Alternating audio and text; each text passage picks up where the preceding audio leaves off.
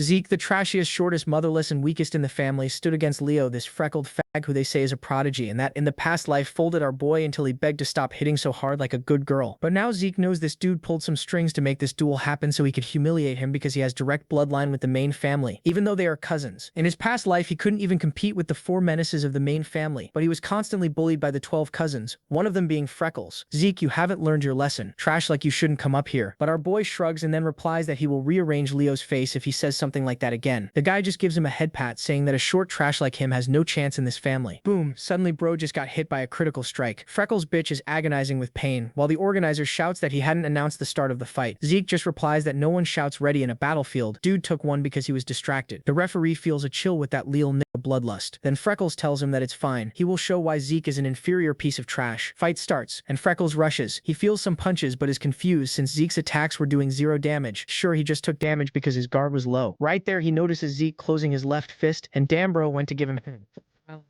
he will show what he's capable of.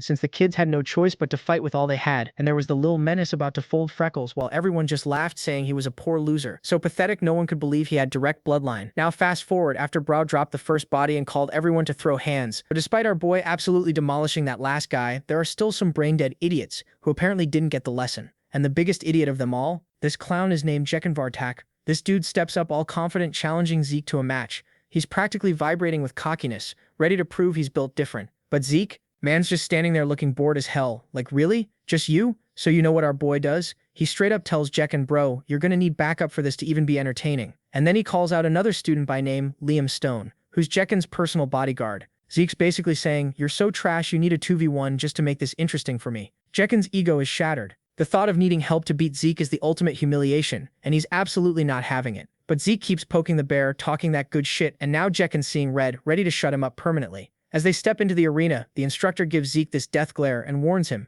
don't you dare move before I give the signal. Zeke just smirks because guess what? Jekken actually did bring his servant along after all, which makes this even more fun. Now here's the thing about Liam in his past life. This dude was an absolute legend. We're talking the mercenary king level of badass. Back in the day, he served under Jekken and enrolled in the Cradle Academy, but since he was just some distant relative, nobody gave a damn about his education. So the guy begged and pleaded for a chance to study at Academy Valhalla, but ended up in the Night Order of some tiny-ass nation called Baron instead. When Baron got wiped off the map, Liam became a mercenary, and in those chaotic times, strength attracted followers like crazy. With years of battlefield experience under his belt, he rose to fame as a Red Knight, and eventually founded the Stone Mercenaries. The man united the 3 biggest mercenary factions and earned his title as the Mercenary King fair and square. Later, when the Empire hired his crew, Liam entered the Continental Wars, where he became one of the Northerners' worst nightmares. But this time around, Zeke's determined to change that story completely. The second the instructor gives the signal, Jekin charges forward, throwing this massive punch that literally disturbs the air around it.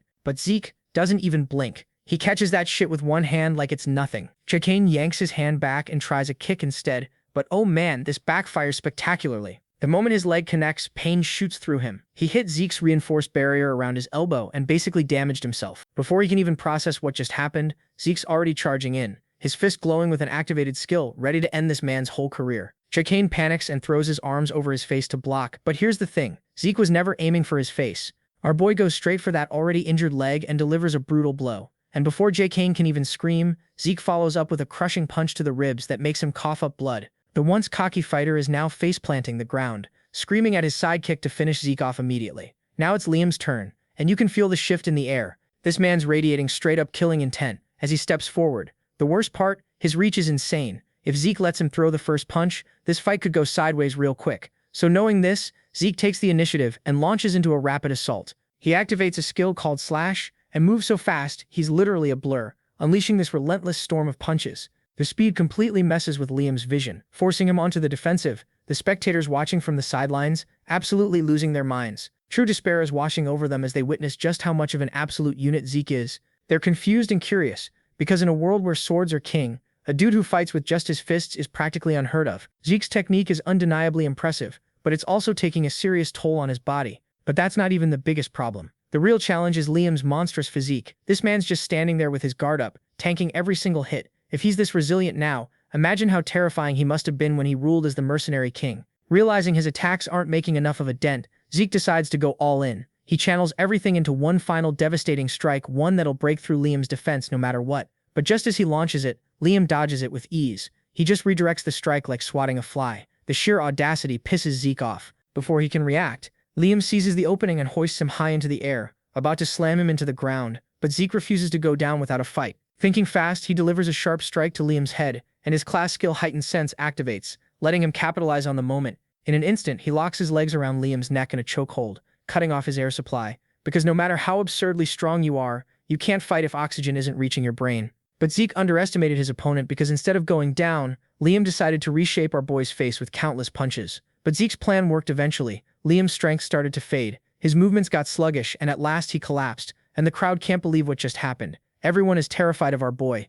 well except this crackhead, who for some reason is now more pumped to fight our boy. So a few hours later, our boy's chilling in his room, when his butler walks in already having heard the tea about the match. This old man immediately goes into worried parent mode, asking if Zeke's okay, but Zeke just brushes him off like, bro, I'm fine, relax. But the butler's not having it. He straight up ignores Zeke and insists on checking his pulse anyway. Now Zeke's no idiot, he knows exactly what this sneaky bastard is really up to. This isn't just a wellness check. Homeboy's trying to see if Zeke's awakened his aura yet. So Zeke extends his hand and the servant channels this stream of blue energy into him. The second Zeke sees it, he does a full double take. Hold up, is this random butler a blue knight? Because imbuing someone else with aura is already hard as hell, but controlling it with this much precision, that's next level stuff. If this old man really is a blue knight, that raises one massive question. What the hell is someone of his caliber doing playing house servant? Quick breakdown of the knight hierarchy. So you're not confused, white swordsmen are the bottom tier. Basically kids before they get their blessing ritual. Yellow swordsmen are newbies who just awaken their aura. Then you got purple knights who can reinforce their swords with aura. Blue knights who can manifest actual aura blades. Red knights who've transcended their limits. This is what both Liam and Zeke hit before the regression. And finally black knights who are basically mythical legends. There's only a handful of them in the entire continent. So yeah, having a blue knight as your personal babysitter is absolutely wild.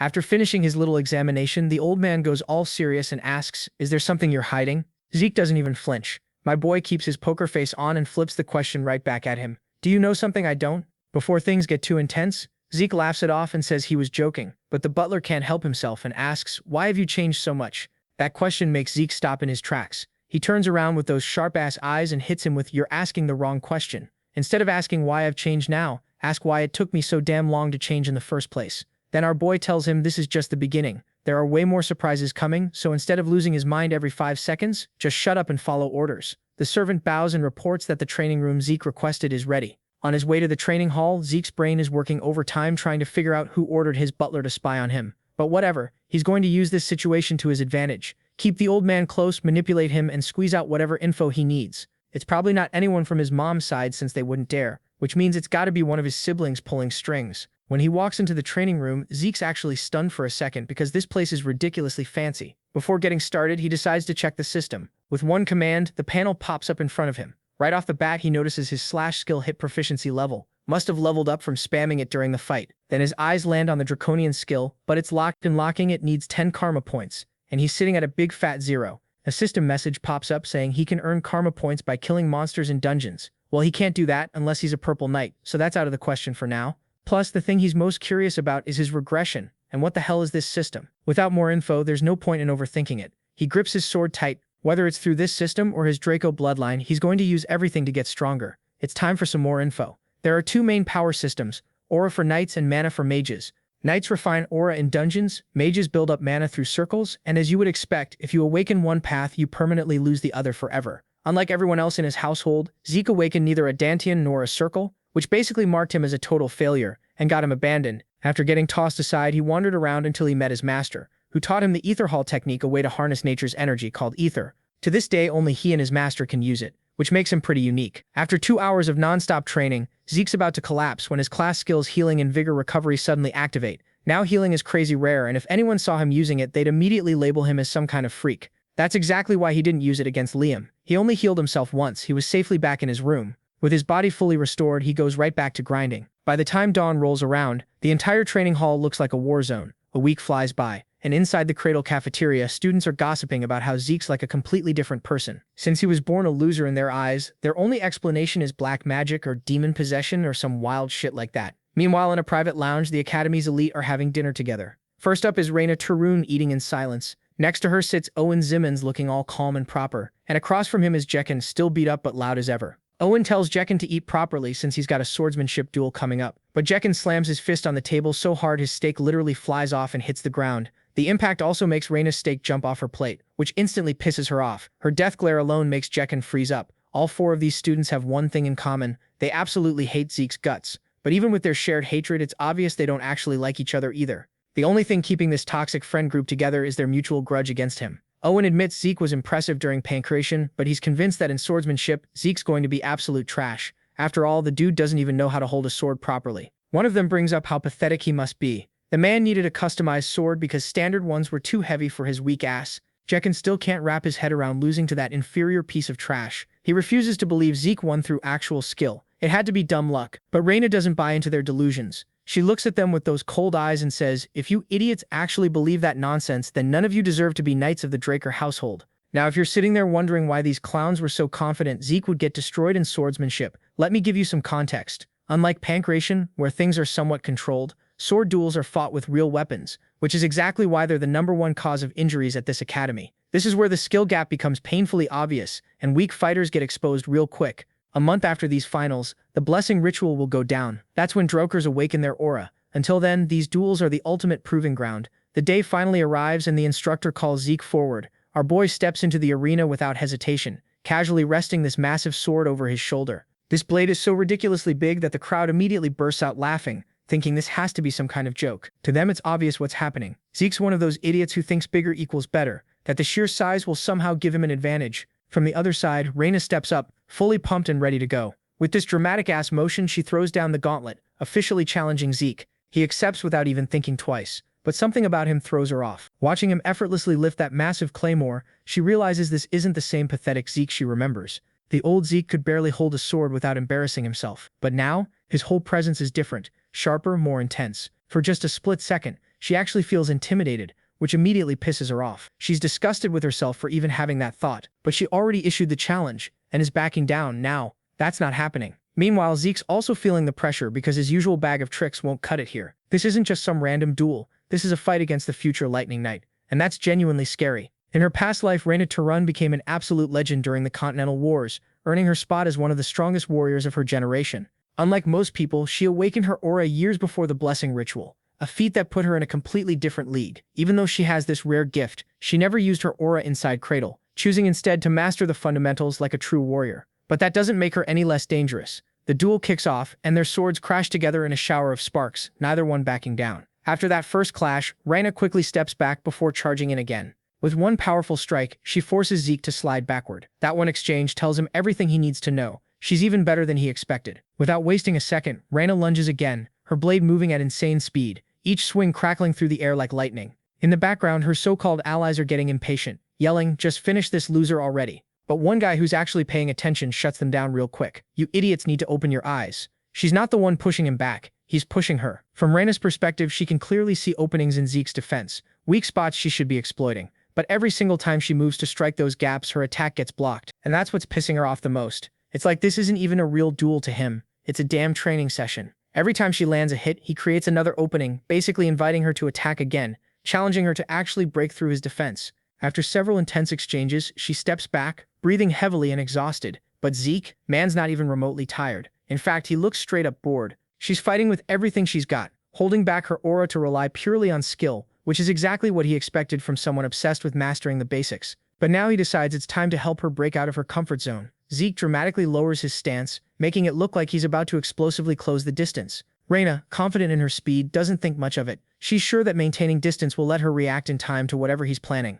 But in literally the blink of an eye, Zeke closes the gap completely, and suddenly he's right up in her face. Before her brain can even process what just happened, he swings that massive sword with enough force to crack the ground beneath them, sending shockwaves rippling through the entire arena. Still, Raina holds on to her strategy as long as there's space between them. She can counter his attacks. Then Zeke swings his sword through completely empty air. At first, it looks like a total whiff, a complete miss, but that wasn't the point. The sheer force of the swing sends debris flying straight into her face, smacking her right in the nose and leaving it bruised and bloody. The second she flinches from the impact, Zeke charges in with his sword aimed directly at her and stops just centimeters from her neck. In that moment, she's absolutely certain this is it. She's done. Game over. But then something completely unexpected happens. Zeke's sword suddenly flies out of his hands, landing several feet away. The crowd absolutely loses their minds, declaring him the loser and celebrating Raina's victory, without her even needing to use her aura. But one person isn't buying any of this bullshit. The instructor clearly saw what happened. He caught her using aura even though it was super faint.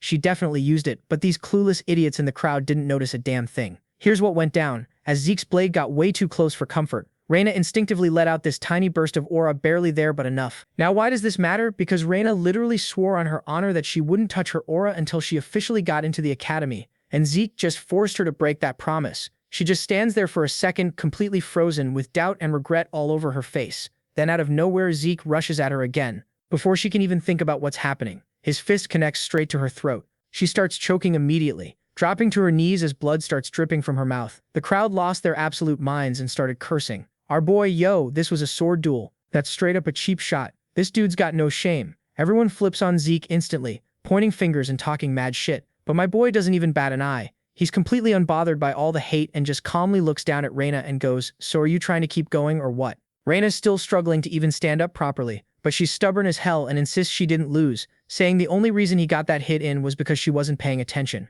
But then reality smacks her in the face. If Zeke had a knife in his hand instead of his bare fist, she'd be straight up dead right now. 6 feet under. That thought alone makes everything click. With some actual respect for once, she admits defeat. The same crowd that was clowning Zeke and calling him human garbage literally seconds ago, now they're all standing there in complete shock, mouths hanging open. Zeke Draker, the guy they've been calling the family disgrace and absolute trash, just won clean as hell. And he didn't beat some random nobody either. He just bodied Raina to run, the future Lightning Knight and one of the most talented fighters in their generation. So we cut to Abel's castle, and everything's a mess. The town's on fire, people are bleeding out everywhere, and this psychopath is just casually sipping tea. But Abel's not even paying attention to the chaos. He's too busy reading a letter about how Zeke Draker just bodied Raina. He puts down his cup and asks about when the blessing ceremony is happening. Turns out the full moon's still a few weeks away. So Abel decides, you know what? Perfect time to crash the Draker family party. William's standing there like, "Bro, you're going alone?"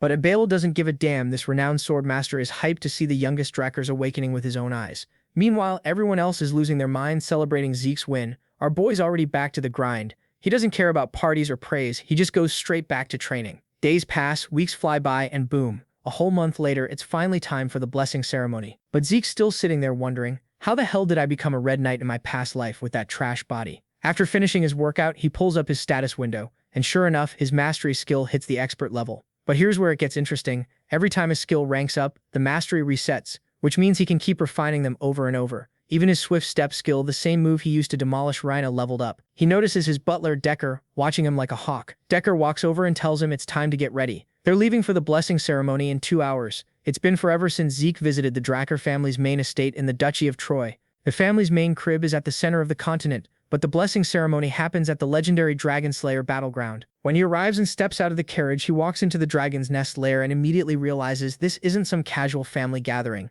The room's packed with vibes. We're talking serious, heavy hitters here. Some of them are definitely spies sent just to observe him, but our boys already know how everything is gonna go. But then his confidence evaporates the second he locks eyes with one particular man, someone who makes his blood boil just by existing. It's Abel, shaking hands with some random guest, looking bored as hell. Abel doesn't care about the ceremony itself except for one thing, his youngest brother. See, the Draker family's second son is known as the Lion Blade, but Zeke knows him by a way more accurate name, the Butchering Knight. Standing face to face with his older brother, Zeke forces himself to stay calm because right now there's jack shit he can do about it. Here's the thing though, in his previous life, Abel never showed up to Zeke's awakening ceremony, which means his actions at the Pancration competition changed the timeline. He clenches his fists, frustrated, but then realizes something important. This change might actually be an opportunity. Soon enough, the ceremony kicks off. Aaron's called up first to do the ritual. He walks up without hesitation and sticks his arm into this mystical pool. Immediately, blue energy starts surging through his body. Some elder starts explaining how every Draker descendant has their aura sealed until they graduate from the cradle at age 12, and this awakening process is what makes them special.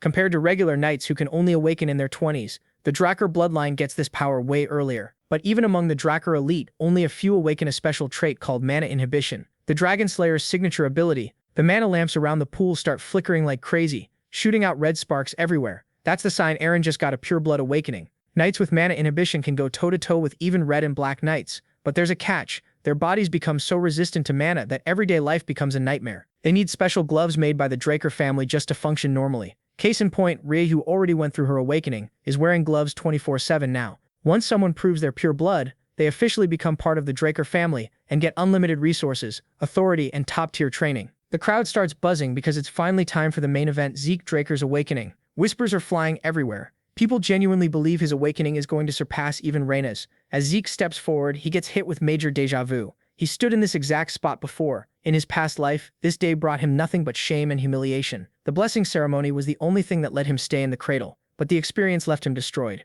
But now, everything's different. He's not weak anymore. He learned to heal, control ether, and actually fight. He built resilience, strength, and the willpower to forge his own path. So as he stands before the bronze statue, he's filled with anticipation, expecting it to grant him something incredible this time. Zeke dips his arm into the pool, and the bronze statue immediately starts shaking violently before suddenly stopping. The entire room goes dead silent. This has never happened before, not once in the entire history of the blessing ceremony. Even Abel looks speechless for a second.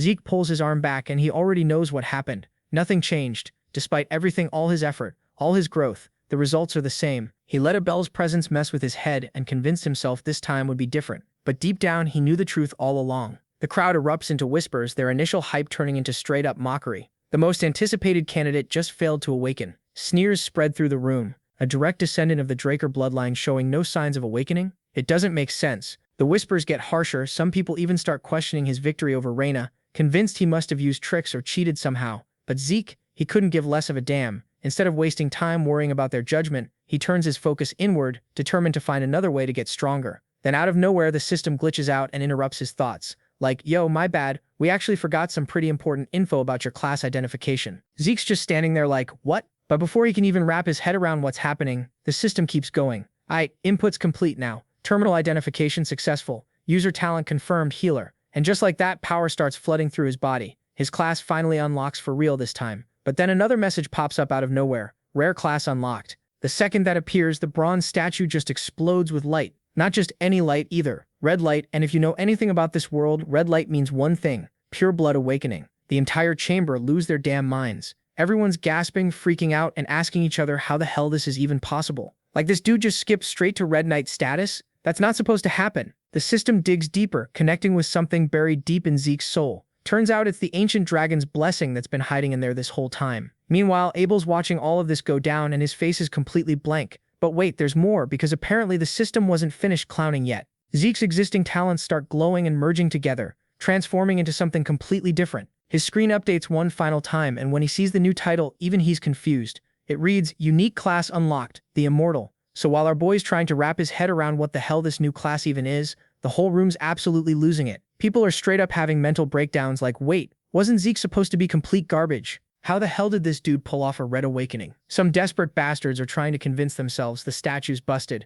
but then someone's like, okay, but how do you explain the mana lamps going crazy? They're scrambling for any excuse to call it fake, but even they know they're full of shit. That's when Abel decides it's his time to shine. He starts this slow, mocking clap that just cuts through all the chaos. With the most condescending tone imaginable, he's like, why isn't anyone congratulating our newly awakened pureblood? Everyone knows they're stuck, so one by one the whispers die down and get replaced by this awkward forced applause. Abel demands someone grab gloves for his little brother. Zeke takes them, but he's internally rolling his eyes because he knows damn well he doesn't need this. Without saying a word, he just turns around and walks off. Abel's looking all smug and satisfied, but Zeke, man's absolutely fuming. Out of everyone who could have stepped in, it had to be that bastard Abel. The ceremony shifts into some celebration party, but Zeke wants absolutely nothing to do with it. Just as he's about to dip, someone calls his name. He stops dead in his tracks. Abel casually asks where he's heading, then extends his hand to congratulate him. Look, Zeke hates Abel with every fiber of his being, but rejecting the handshake in front of this whole crowd would start unnecessary beef. So he forces this fake-ass polite smile and reaches out, then freezes. A flash of blood slams into his mind, a memory from his past life. His body reacts before his brain can process it, and he yanks his hand back. This slow, creepy smirk spreads across Abel's face. Well, this is awkward. Looks like my dear little brother just embarrassed me in front of everyone. Zeke's jaw clenches. There's no way in hell he's shaking hands with this monster. Not after everything that went down. But Abel barely gives a shit. With a little wave, he turns away. No worries. I'm sure we'll see each other real soon. Zeke agrees with that. One day he'll face Abel, but it'll be on his own damn terms. Not like this. At the party, all the nobles and warriors are buzzing like crazy. 2 pureblood awakenings in one ceremony? That's literally never happened before. But Zeke's awakening has everyone confused as hell. Nobody's ever seen a golden light pop up. Yet, despite being the main character of the night, Zeke's nowhere to be found. Our boy said screw this, and dipped, choosing peace and quiet over fake-ass small talk with these clowns. He's chilling in some quiet room, finally able to breathe, but something's off. He's not feeling any mana inhibition at all. And if you are wondering why that's a big deal, well, because pureblood awakenings are supposed to completely reject mana, right? That's literally the whole thing.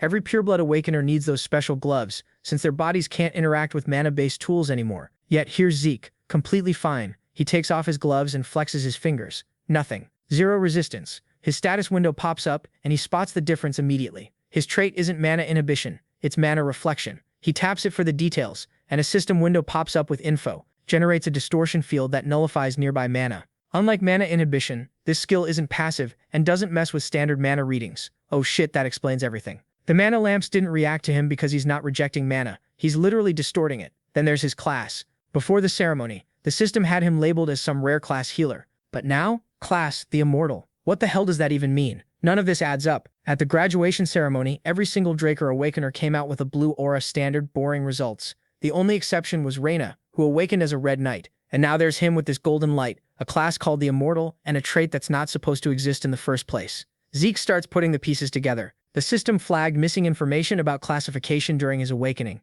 What if the system treated the bronze statue as the classification terminal? The second that missing data got injected, the statue went absolutely crazy, glowing red and everything. It's all starting to click now. The statue wasn't there to check if someone awakened it, was judging their class the whole time. Red glow means rare class, gold means unique. The statue is some ancient relic that existed way before Tyran, the founder of the whole Draker family. These days class identification isn't even a thing anymore, which is what led to this massive fuck-up. Everyone assumed red light meant pure blood awakening, but nah, it actually meant rare class. Even the current head of the clan has no clue about this. Zeke notices something else. He got 100 karma points during the ceremony. He doesn't waste a second and buys the draconian skill. Knowledge just floods into his brain. He gets several beginner abilities. Dragon Eyes, Might of the Dragon, and Devour. The first two make sense, but Devour only helps with digestion, which sounds useless as hell. Might of the Dragon needs aura to work, making it way too risky right now, so he tests Dragon Eyes first. At first glance, nothing seems different, until he looks outside. Staring at the statue in the garden, he realizes the skill cranks up his vision like crazy. But that's not even the best part. He can pull up detailed information about anything he looks at.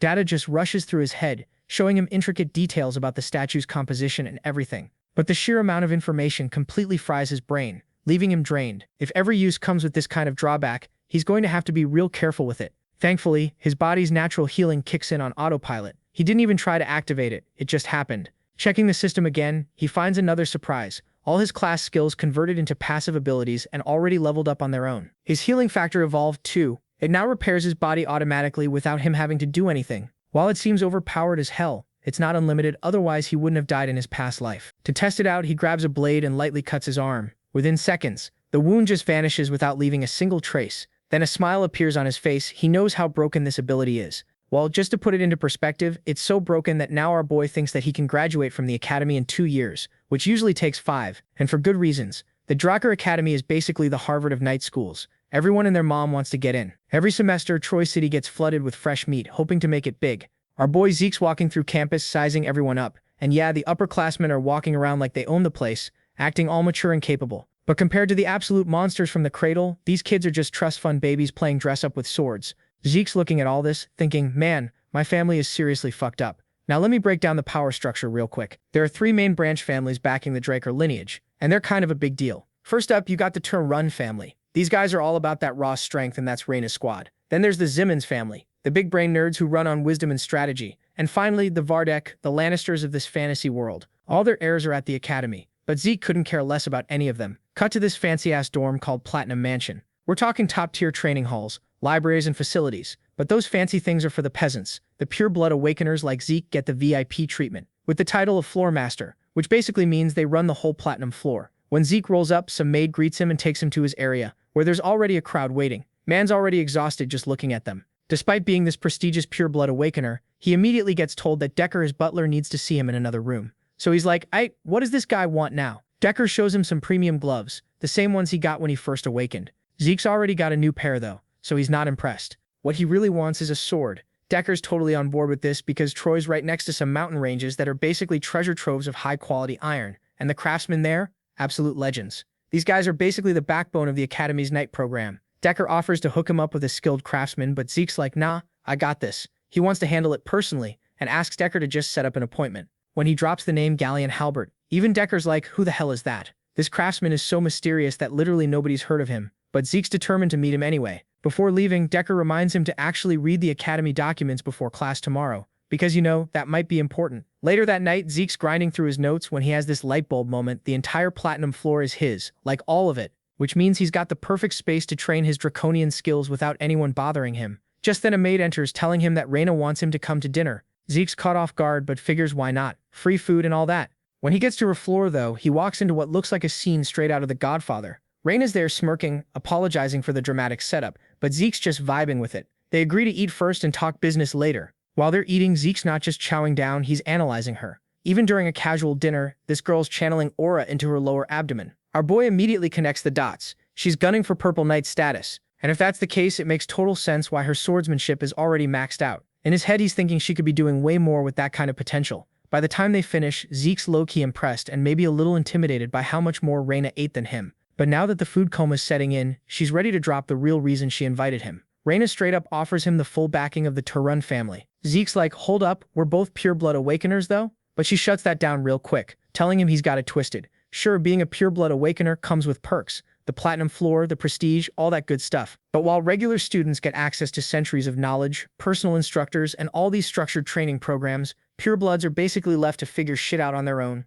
Without proper support, even the most talented awakeners can end up falling behind. To prove her point, she brings up Ebel Drakkar, a pureblood from their family who became a white knight at the youngest age ever recorded. Now he's one of the strongest black knights around, and even he needed the Zimmons family backing him up. Then she drops the bomb. The Turun family patriarch gave her direct orders to extend their full support to Zeke. She's sitting there expecting him to see reason and accept this incredible opportunity. But our boy Zeke, he just calmly says, nah, I'm good. Raina's absolutely shook. She cannot comprehend how anyone would turn down this kind of deal. Zeke gets up and makes it crystal clear he's not interested in alliances or politics or any of that drama. As far as he's concerned, being a pure-blood awakener is one thing, but all this family politics BS, not his problem. And with that, he just walks out, leaving Raina sitting there like, did this dude really just reject me? But because Zeke's not a complete asshole, he decides to throw her a bone for the free meal. He tells her that her sword's too powerful, probably because of all those people backing her. But that's not where her real strength is. Her actual talent? Adaptability. Instead of just smashing through opponents with brute force, she should focus on using her fluid movements to redirect attacks, and then strike with one precise hit when the opening appears.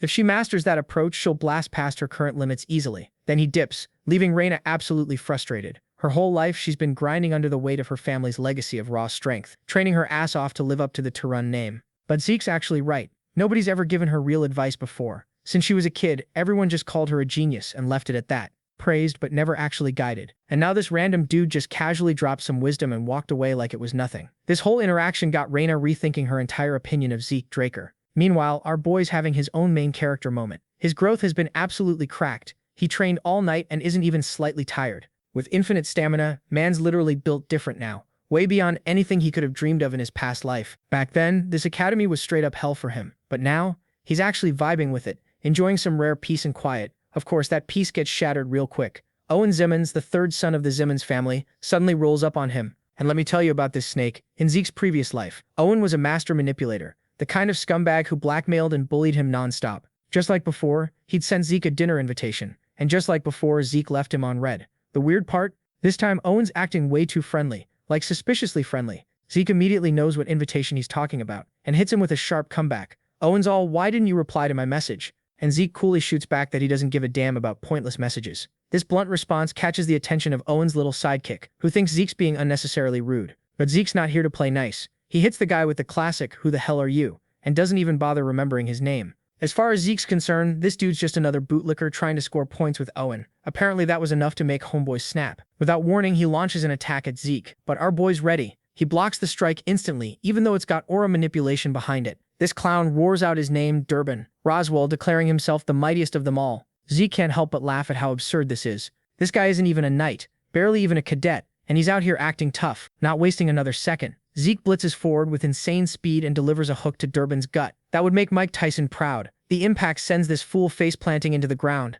Without missing a beat, Zeke casually invites the next Zimmons lackey to step up and get humbled. Owen just walks forward, acting all unimpressed, saying he's not wowed by Zeke flexing his strength. The group eventually leaves, but to Zeke, they're nothing more than a traveling circus act. Now let me break down how Draker Academy actually works. The school's split into two classes. First, you got the normal class. This is for cadets who lack natural talent, but are willing to grind through sheer effort and discipline. It's tough but straightforward. Then there's the special class where the more capable students get to pick their own specialized subjects beyond the basics. This is where all the academy's elites gather, the supposed cream of the crop. Zeke had high expectations for who'd end up here, but as he scans the room, massive disappointment. None of them are particularly impressive. In fact, most of them are just alumni from the Cradle people he already knows. He can't help but joke to himself that this isn't a special class. It's just Cradle Class 2.0. Class finally starts and the instructor's got a big announcement. Today they have a special guest, a man who once held the title of Commander-in-Chief of the Empire, a war strategist who 2 decades ago supposedly blocked an imperial invasion through pure tactical brilliance. The man who runs this entire academy is Dean Howard Draker. The room welcomes him with mad enthusiasm. He's a war hero, a symbol of hope, and a tactical mastermind whose name gets praised throughout the Empire. But Zeke knows the real truth. Howard Draker is no hero. He's a fraud. The only reason he saved the Empire was because he leaked critical info to the enemy just to save his own ass. Pure dumb luck. Let him escape unscathed and now he's basking in undeserved glory. Zeke absolutely despises this man. Howard's the reason Zeke got expelled from the academy in his past life. After that, with nowhere to go, he wandered the streets of Troy, completely lost until slave traders grabbed him and sold him to the Southern Cartel. This man's entire existence is a reminder of the worst chapter in Zeke's life, and someday he's going to make him pay for it. For now, though, Howard wraps up his speech and the teacher steps in to actually begin the lesson. The cadets get summoned to the arena for an indoor training session, and Zeke's less than thrilled. He's expected to sit through the basics of dragon slaying, something that frustrated the hell out of him in his past life. Back then, he couldn't wield aura and wasted 2 years on what should have taken 3 months max. Their instructor introduces himself as the Rose Knight Drake. The students aren't impressed since they don't recognize his name,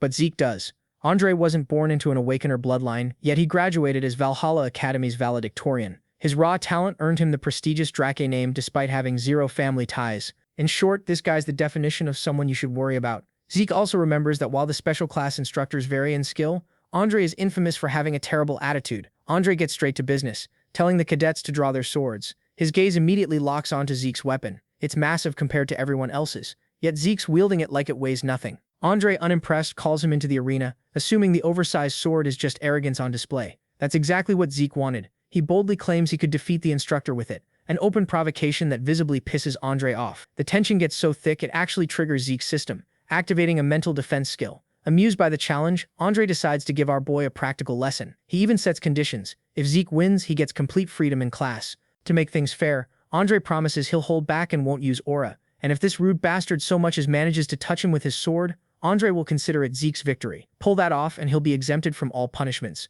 Plus, he don't have to come to the basic class too. Now look, everyone's expecting our boy to get absolutely bodied by this genius instructor Andre, right? But Zeke knows this dude's weaknesses and is actually confident he can exploit them. The problem, his creepy watchful brother is somewhere in the shadows, and Zeke doesn't want to go full main character mode just yet. So what's the plan? Simple: land one clean cut on Andre's uniform to flex on him, then take the L like a good little cadet and keep his cover intact. The fight starts, and Zeke immediately goes for the throat. But Andre casually deflects it like he's swatting a fly, showing off those fancy Blue Knight skills. But it did nothing, so he switches it up, starts zipping around, attacking from every angle imaginable. But no matter what he does, Andre's blocking everything with annoyingly perfect precision. The other cadets are just standing there with their mouths open, watching Zeke go at it for a full 30 minutes without stopping. But here's where it gets interesting. Andre's starting to struggle. His grip's getting tighter, his blades shaking, and you can see the exhaustion setting in. He's genuinely confused about how Zeke's still moving around, not even breathing hard. Even though Andre's holding back his power, this fight's way harder than it should be. And that's when it hits everyone watching.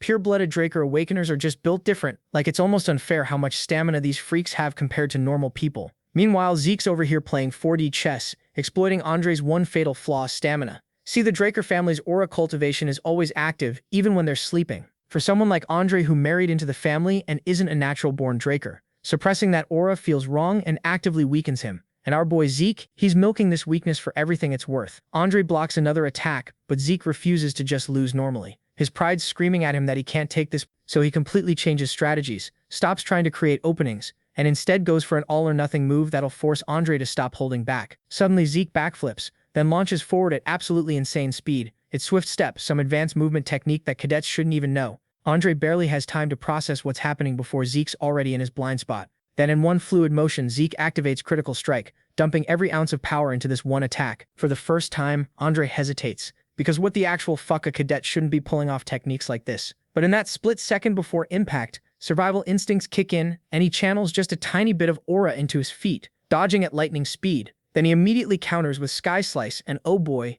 Zeke goes flying across the arena. His sword straight up cracks, and the impact's so severe that even his busted healing factor kicks in. But despite regenerating, his body just says, nah, I'm done, and he face plants onto the arena floor. Andre sheaths his sword, looking pissed off, and officially announces that Zeke's exempt from the class. Then he asks if anyone else wants to challenge him, and after watching Zeke get launched into orbit, yeah, nobody's that stupid. The lesson continues for everyone else, while Zeke gets carried off to the infirmary like a sack of potatoes. Lying in the infirmary bed, Zeke's thinking about the fight. Sure, his original plan to slice Andre's uniform failed spectacularly, but forcing the instructor to actually use his aura, that's an even bigger W. He made Andre acknowledge his strength, which honestly wasn't even part of the plan. That final attack, Sky Slice, was literally the most basic technique in the dragon-slaying arts, but when a Blue Knight amps it up with their power, absolutely devastating. Still, Zeke held his own. His unlimited stamina and broken healing factor kept him standing against someone way above his level, but he knows that's not going to cut it long term. If he wants true freedom, he needs absolute power, the kind where even people above him can't touch him. While he's having this whole internal monologue, some random drunkard stumbles into the room. And I mean stumbles, this man reeks of alcohol and seems weirdly interested in Zeke. What's even more concerning, Zeke never even sensed him coming. The last thing he expected to see in the infirmary was some drunk bastard. But things get even weirder when this dude casually starts shit-talking the Dracker family patriarch. Zeke tries to figure out who this guy is, but the man's too busy chugging more booze like it's water. Then out of nowhere he questions Zeke about his rapid regeneration,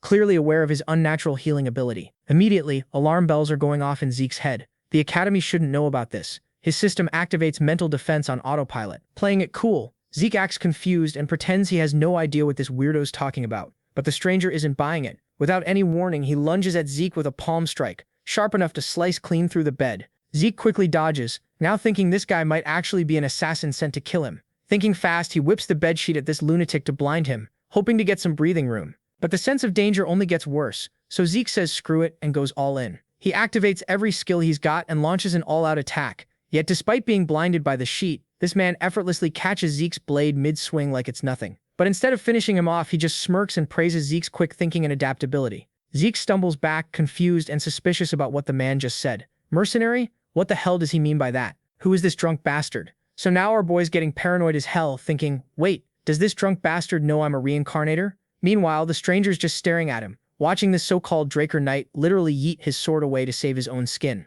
The guy scoffs like, yeah, you'd make a way better mercenary than a knight, dumbass. And that's when Zeke realizes this dude sees right through him. And to make things worse, Zeke knows that there is no way he's winning against him. The power gap between them is just so massive. If this man wanted him dead, Zeke wouldn't even get to beg for his life. It'd be instant game over. This dude's at least on par with the Red Knight, maybe even stronger. Then the stranger glances at Zeke's massive claymore and just casually roasts him, saying he probably grabbed that heavy-ass thing from the Academy's discount weapon pile. With Zeke's actual talent level, wielding such a basic sword is straight-up wasteful. The way this guy talks, so dismissive yet so spot-on, makes Zeke realize something terrifying. This man is way stronger than he initially thought. Before Zeke can spiral further into his existential crisis, Andre walks in, asking our boy why this bastard is here. Zeke's like, "Bro, do you know who this is?" Andre nods, saying that drunk bastard is the garden keeper, Dexter. Zeke's brain is literally blue screening right now. He's wondering how the hell the Academy even employs this guy. Meanwhile, Dexter just smirks and asks Andre how he even tracked him down. Andre shrugs, saying he spotted him lurking in the training room earlier. Then he turns to Zeke with zero chill and says, "If you're healed up, get the fuck out." And Zeke had no intention of staying there, so he does as he was told and awkwardly starts backing away. But Dexter suddenly stops him, making Zeke an offer. If he actually wants to learn something worthwhile, he should swing by the Academy's western greenhouse. There's this awkward silence, and then Zeke, being the arrogant bastard he is, just straight up says no, and walks away. After leaving the room, Zeke starts connecting the dots because nothing about this situation makes sense. If this gardener can talk so casually about Arthur, the Draker family patriarch, then there's only one possible explanation. Dexter isn't just some mysterious side character. He's the legendary Duke Draker, the Gale Knight. The realization smacks Zeke in the face like a brick. This is the same absolute madman who once took on an entire kingdom solo. One of the rare knights who can wield martial force. A warrior so chaotic that he allegedly became a Black Knight just because he thought it looked cool. And despite his insane reputation, the guy just vanished and decided to cosplay as a gardener at some random academy. Zeke glances back at Andre, thinking maybe he ended up here because of Dexter too. But honestly, none of that matters to Zeke right now. He's not interested in some basic training montage with starter techniques. If he's going to learn from Dexter, it won't be for small fry moves. It has to be the man's ultimate technique. Cut to the Magic Academy, where Professor Fanon is awkwardly trying to lecture a room full of corpses. Students. "Any questions?" he asks, fully expecting that no one was paying attention. And yeah, the entire class is either passed out or mentally checked out. It's depressing as hell, but he soldiers on. Then, like a miracle from the heavens, a single hand goes up. It's Zeke asking about the mana energy transfer law Fanon just mentioned. Fanon's whole demeanor does a complete 180. The man's eyes light up. It's been ages since a student actually gave a damn about his class. He eagerly breaks down the concept in detail, making sure Zeke fully understands, probably holding back tears of joy the whole time. After class, the other students are bitching about how theoretical and boring the subject is, treating it like mandatory nap time. But Zeke? He found it ridiculously easy to grasp and now realizes something: this guy Fanon is actually competent as hell. As Zeke's about to leave, Fanon stops him. With genuine emotion, he thanks Zeke for actually being curious and engaged. It's been forever since he's taught a passionate student. He even offers to be available anytime Zeke has questions. Then he drops this bombshell. He's still an alumnus at Deloa Magic University, literally the birthplace of modern magic. That catches Zeke's attention. He hadn't expected this awkward professor to have such a stacked resume. Deciding there's no downside to having a skilled mage in his corner, Zeke accepts.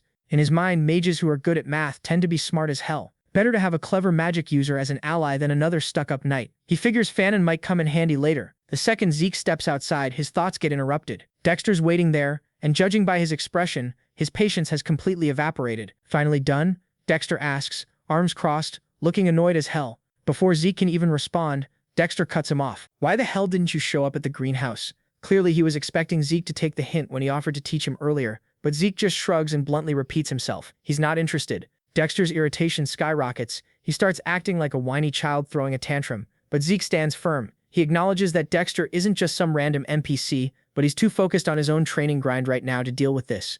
Dexter seems to accept this until he doesn't. Without warning, the man just vanishes from Zeke's sight. Before our boy can even process what just happened, he feels a sharp impact. Everything goes black. When Zeke finally wakes up, he's somewhere completely different. Blinking, he looks around, the western greenhouse, and Dexter's just standing there looking relieved. Finally awake? Zeke crosses his arms deadpan. "You realize this is literally kidnapping, right?" Dexter, completely unfazed, just shrugs. "Yeah, I know." And he smirks, making it crystal clear. He's openly interested in Zeke, and isn't even trying to hide it anymore.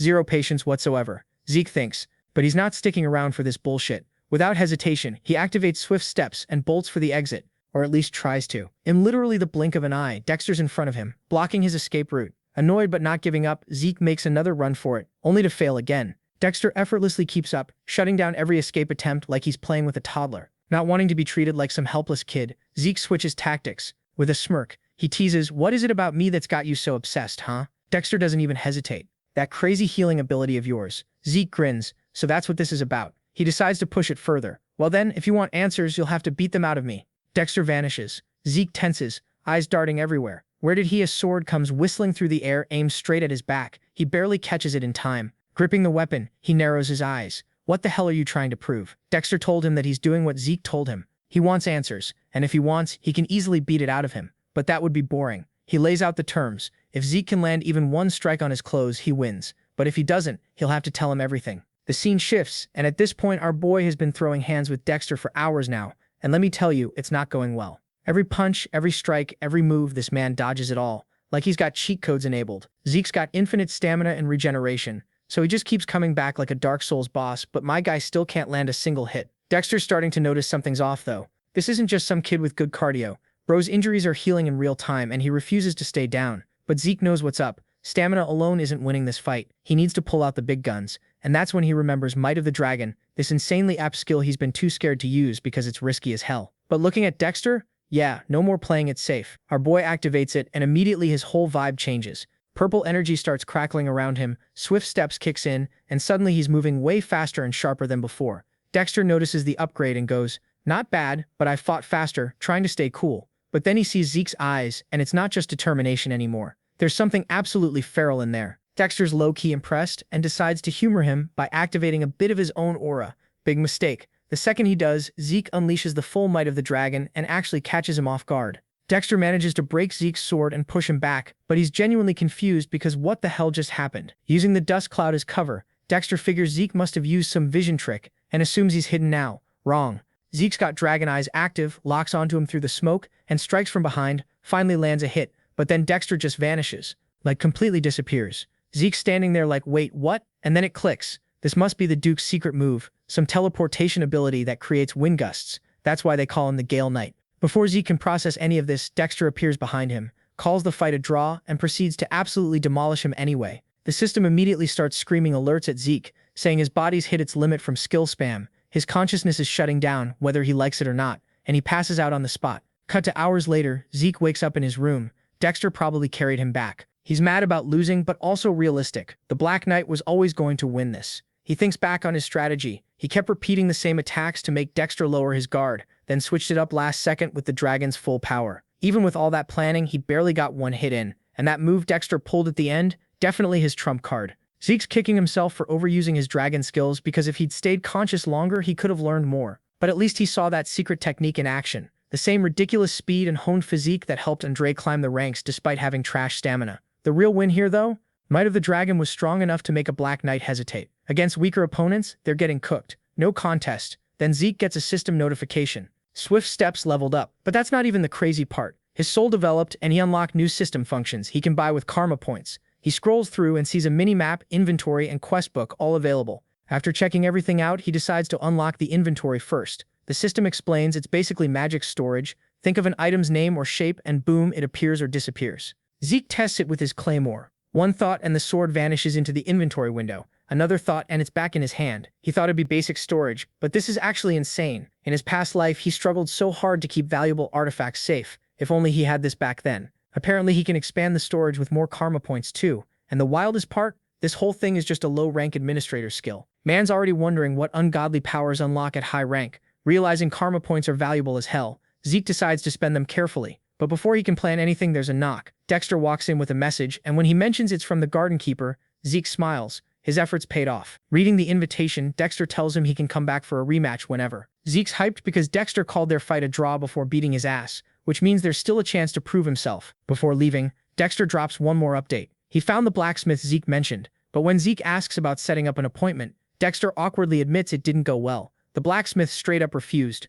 Zeke's shocked to hear the man's completely given up on forging weapons. The next day, Zeke decides it's time to hit up the blacksmith himself. So there he was, standing at the same shop he used to visit in his past life. The second he sees that busted-up old sign, nostalgia hits him like a truck. He walks in and immediately starts thinking about his legendary sword from back in the day. The Radiance of Graham. That thing was an absolute beast, forged by Galleon, the exact dude he's here to see now. In his past life, this blacksmith made it as a thank you gift for Zeke saving his ass. But Galleon wasn't just some random guy who bangs hammers all day. Nah, man earned the title Blacksmith of the Soul because he could literally read your soul and craft the perfect weapon, specifically for you. Zeke never questioned it back then. Galleon made exactly what he needed, a sword that could swap ether for aura, which was absolutely cracked. This man was literally called the greatest blacksmith on the entire continent, so seeing him now looking like he crawled out of a dumpster, Zeke shook. Galleon's clearly wasted out of his mind, barely even looks up before telling Zeke to piss off. This isn't a shop for kids, he mumbles. Zeke expected some attitude, sure, but this level of hostility? Something definitely went down before they met in the original timeline. Without even thinking twice, Zeke grabs a bucket of water and straight up drenches this drunk bastard. Galleon shoots up like he got electrocuted, and Zeke's standing there smirking like, "You awake now?" demanding to know why he's getting rejected. The second Galleon actually notices the Drecker logo on our boy's gloves, and his whole energy does a complete 180. The man goes into full panic mode and starts bowing and apologizing, saying he's not worthy to forge weapons anymore. If I can't even create what I want, how the hell am I supposed to make something for others? That's why he stopped taking commissions entirely. Zeke's caught completely off guard. Even someone as legendary as Galleon had a whole mental breakdown arc. In his past life, the blacksmith probably never mentioned this shit, too embarrassed to admit he failed at something. But Zeke doesn't have time for this therapy session. As Galleon keeps spiraling into his feelings, Zeke snaps him out of it. The blacksmith hesitates, then apologizes again for being a dick earlier. Zeke waves it off and demands to see these so-called failed weapons. After a pause, Galleon sighs and leads him to the back. Seeing him like this, Zeke realizes he's got to help this man find himself again or whatever. Stepping into the backyard, Galleon awkwardly apologizes for the mess, but Zeke brushes it off, saying it actually looks pretty cool. As he starts checking out the weapons, Galleon warns him they're still sharp. But when Zeke actually inspects them closer, something surprising hits him. These weapons aren't failures at all. They're just as high quality as the ones Galleon forged back when he was considered the absolute GOAT. He activates Dragon Eyes to look deeper and immediately spots the problem. He turns to Galleon and asks straight up, "You're having issues with your brazier, aren't you?" Galleon looks absolutely stunned. This kid figured it out that fast. Then Zeke points out something else. Galleon's using this unique smelting method where he mixes different metals to create material that's both lighter and stronger. To prove his point, Zeke casually snaps one of the failed swords clean in half. Pathetic durability. The real problem isn't the technique itself, it's the impurities. Galleon isn't removing them properly, which is why the whole structure's weak as hell. The blacksmith is completely speechless. This kid just saw through his entire forging process in literal seconds and identified the exact flaws with zero effort. After a moment of stunned silence, Galleon suddenly speaks up. "I know this might sound weird, but I've got a request." Back inside, he pulls out a blueprint and slaps it right in front of Zeke. The blueprint for the magic brazier. Zeke recognizes it instantly from his past life. This was the exact design that let Galleon perfect his craft. Back then, the blacksmith trusted him enough to share his greatest secret. History's literally repeating itself right now. Zeke examines the design and immediately gets it. If Galleon completes this brazier, his smelting process will be absolutely flawless. But something's off. If you already have the blueprint, why haven't you built it yet? Galleon sighs. "I'm missing the most important component, the magic core, and the commission fee is 10,000 gold coins." Zeke's eyes go wide because that's absolutely insane. For context, even an average family only spends like 10 gold per month. This is 1,000 times that. No wonder it took Galleon a whole decade to reach the top in his past life. Galleon knows his request sounds batshit crazy, but he's desperate as hell since Zeke's a Draker and a pure-blooded awakener. Maybe he can help get the core. In return, the blacksmith makes a bold offer. If Zeke helps him out, he'll forge any weapon he wants, completely free for as long as he lives. Zeke thinks about it and quickly realizes the problem. It's practically impossible. He's not the family's guardian knight, so there's no way he can gather that ridiculous amount of money. But he needs Graham, the Sword of Radiance, which means he's got to find a way somehow. The issue's tied to mana energy laws, and suddenly an idea hits him. A crazy one. Without hesitation, he accepts Galleon's request and takes the blueprint. The blacksmith looks doubtful as hell, but Zeke confidently tells him he knows a mage who might help. As he turns to leave, he orders the blacksmith to stop drinking his life away. Instead of arguing, Galleon suddenly drops to his knees with the best puppy dog eyes you've ever seen, telling our boy that if he truly does this, he'll serve him for life. Cut to the Draker Academy Professional Research Building. Zeke arrives still absolutely fuming. These Mage Tower scumbags set the price outrageously high out of pure greed, and he knows it. Walking through the halls, he remembers Fanon's major was related to this exact field. If he can find Fanon's research lab, he might find a workaround. While searching, something in a nearby alley catches his attention. Some kids getting absolutely demolished by bullies, crying and begging for mercy. The boy's completely powerless to fight back. Zeke grits his teeth. This scene, I've seen it before. His past life flashes before his eyes. This exact situation played out back then too. Clenching his fists in frustration, he changes course and heads straight for the alley. The leader, Leon, sneers down at his victim. "You're worthless," he spits, venting his own frustrations on someone weaker. His anger isn't even about this kid, he's still bitter over losing his physique to Zeke. Taking it out on someone who can't fight back makes him feel in control again. As he stomps the kid's head into the ground, Leon snarls, "That wasn't a real fight, that was a cheap shot. Pure luck." He refuses to believe Zeke has any right to be called a pure-blooded awakener. Seeing this scene, our boy gets pissed and tells these bastards that they better get to their knees if they value their lives. But folks, what do you know, this bastard? Leon still can't accept reality. He's out here doubting whether Zeke's awakening is even legit. But Zeke, man, he's not entertaining this clown's bullshit. His voice gets ice cold as he goes, "Bow down right now or you're done for." And then this absolutely terrifying pressure just washes over the whole alley. Leon straight up freezes like his body just hit pause. Cold sweats pouring down his face because he's feeling this paralyzing fear grip him. He's thinking, why the hell does Zeke feel so scary right now? Just a few months back, this dude was literally a joke, a complete nobody. But standing here now, he's a whole different person. Leon grits his teeth, his pride getting absolutely demolished. He calls Zeke some inferior piece of trash and orders his goons to jump him all at once, because that's what smart people do, right? Zeke doesn't even break a sweat. Some dude throws a punch at him, but he dodges it easily while giving them one last warning. Then boom, he just starts dismantling the entire squad. The first guy drops instantly. The next one barely processes what's happening before he's eating dirt. Another moron comes flying at Zeke, and our boy just catches him midair and yeets him backward like a bag of trash. In literal seconds, the whole gang is laid out on the ground groaning in pain. Leon's watching this, sweating bullets and thinking, is this really the same Zeke? Our protagonist walks up to him with the cockiest grin you've ever seen and goes, relax, it's only going to hurt for a second. Leon is terrified out of his mind. He stumbles back and pulls out his sword, shouting, stay away from me, I swear I'll cut you if you come closer. With his hands shaking like crazy, Zeke's expression gets dark and he calmly reminds this idiot about the rules. Drawing a weapon inside the training area has some serious consequences. Leon's breath catches because he's so panicked he completely forgot about that. Now he's trapped in his own mess like the dumbass he is. But Zeke doesn't let him off easy. He pulls out his own sword and says that according to Academy law, their fight won't end until one of them is dead. Whoever draws first takes full responsibility for whatever happens. No one's going to blame the other. To make it official, Zeke points at Liam and makes him their witness. Just as he's about to start, Leon completely loses it. This bully drops to his knees and throws all his pride out the window, begging for mercy like a little bitch. Zeke stares down at him, memories from his past life flashing through his mind. He calls Leon a trashy scumbag and then boom, slashes and takes just his ear. Leon screams, clutching the bleeding wound, but Zeke's not done. He grabs this bastard by the hair and tells him, don't even think about reattaching it. If I see you with both ears again, I won't stop there next time. As he was leaving, Liam asks our boy, why? Why did you help me? Zeke brushes it off. I wasn't helping you, I was helping myself. As he walks away, this weird thought pops into his head. Was it Galleon? Did the blacksmith's words actually get to him? He shakes his head and pushes the thought away. Finally, he reaches his destination and finds Professor Fannin. He gave him the blueprint. Without wasting time, Zeke asks if his request is even possible. Fannin gives him a straight answer. It's doable. Relieved, Zeke's about to leave when Fannin stops him. Hold up, you have to listen first. He explains that while the overall design isn't too complicated, the core is the real issue. The core is basically the heart of the machine. It controls the power output. But because of the circuit's weird restrictions, it needs a massive amount of energy despite being tiny. The real problem? They also gotta adjust the energy output in real time or the whole thing becomes useless. Zeke processes all this and asks, so is there actually a way to make it? Fannin nods. There are two options. The first one is completely redesigning the core, but it would take a decade, maybe even 15 years. Zeke's jaw drops. 15 years?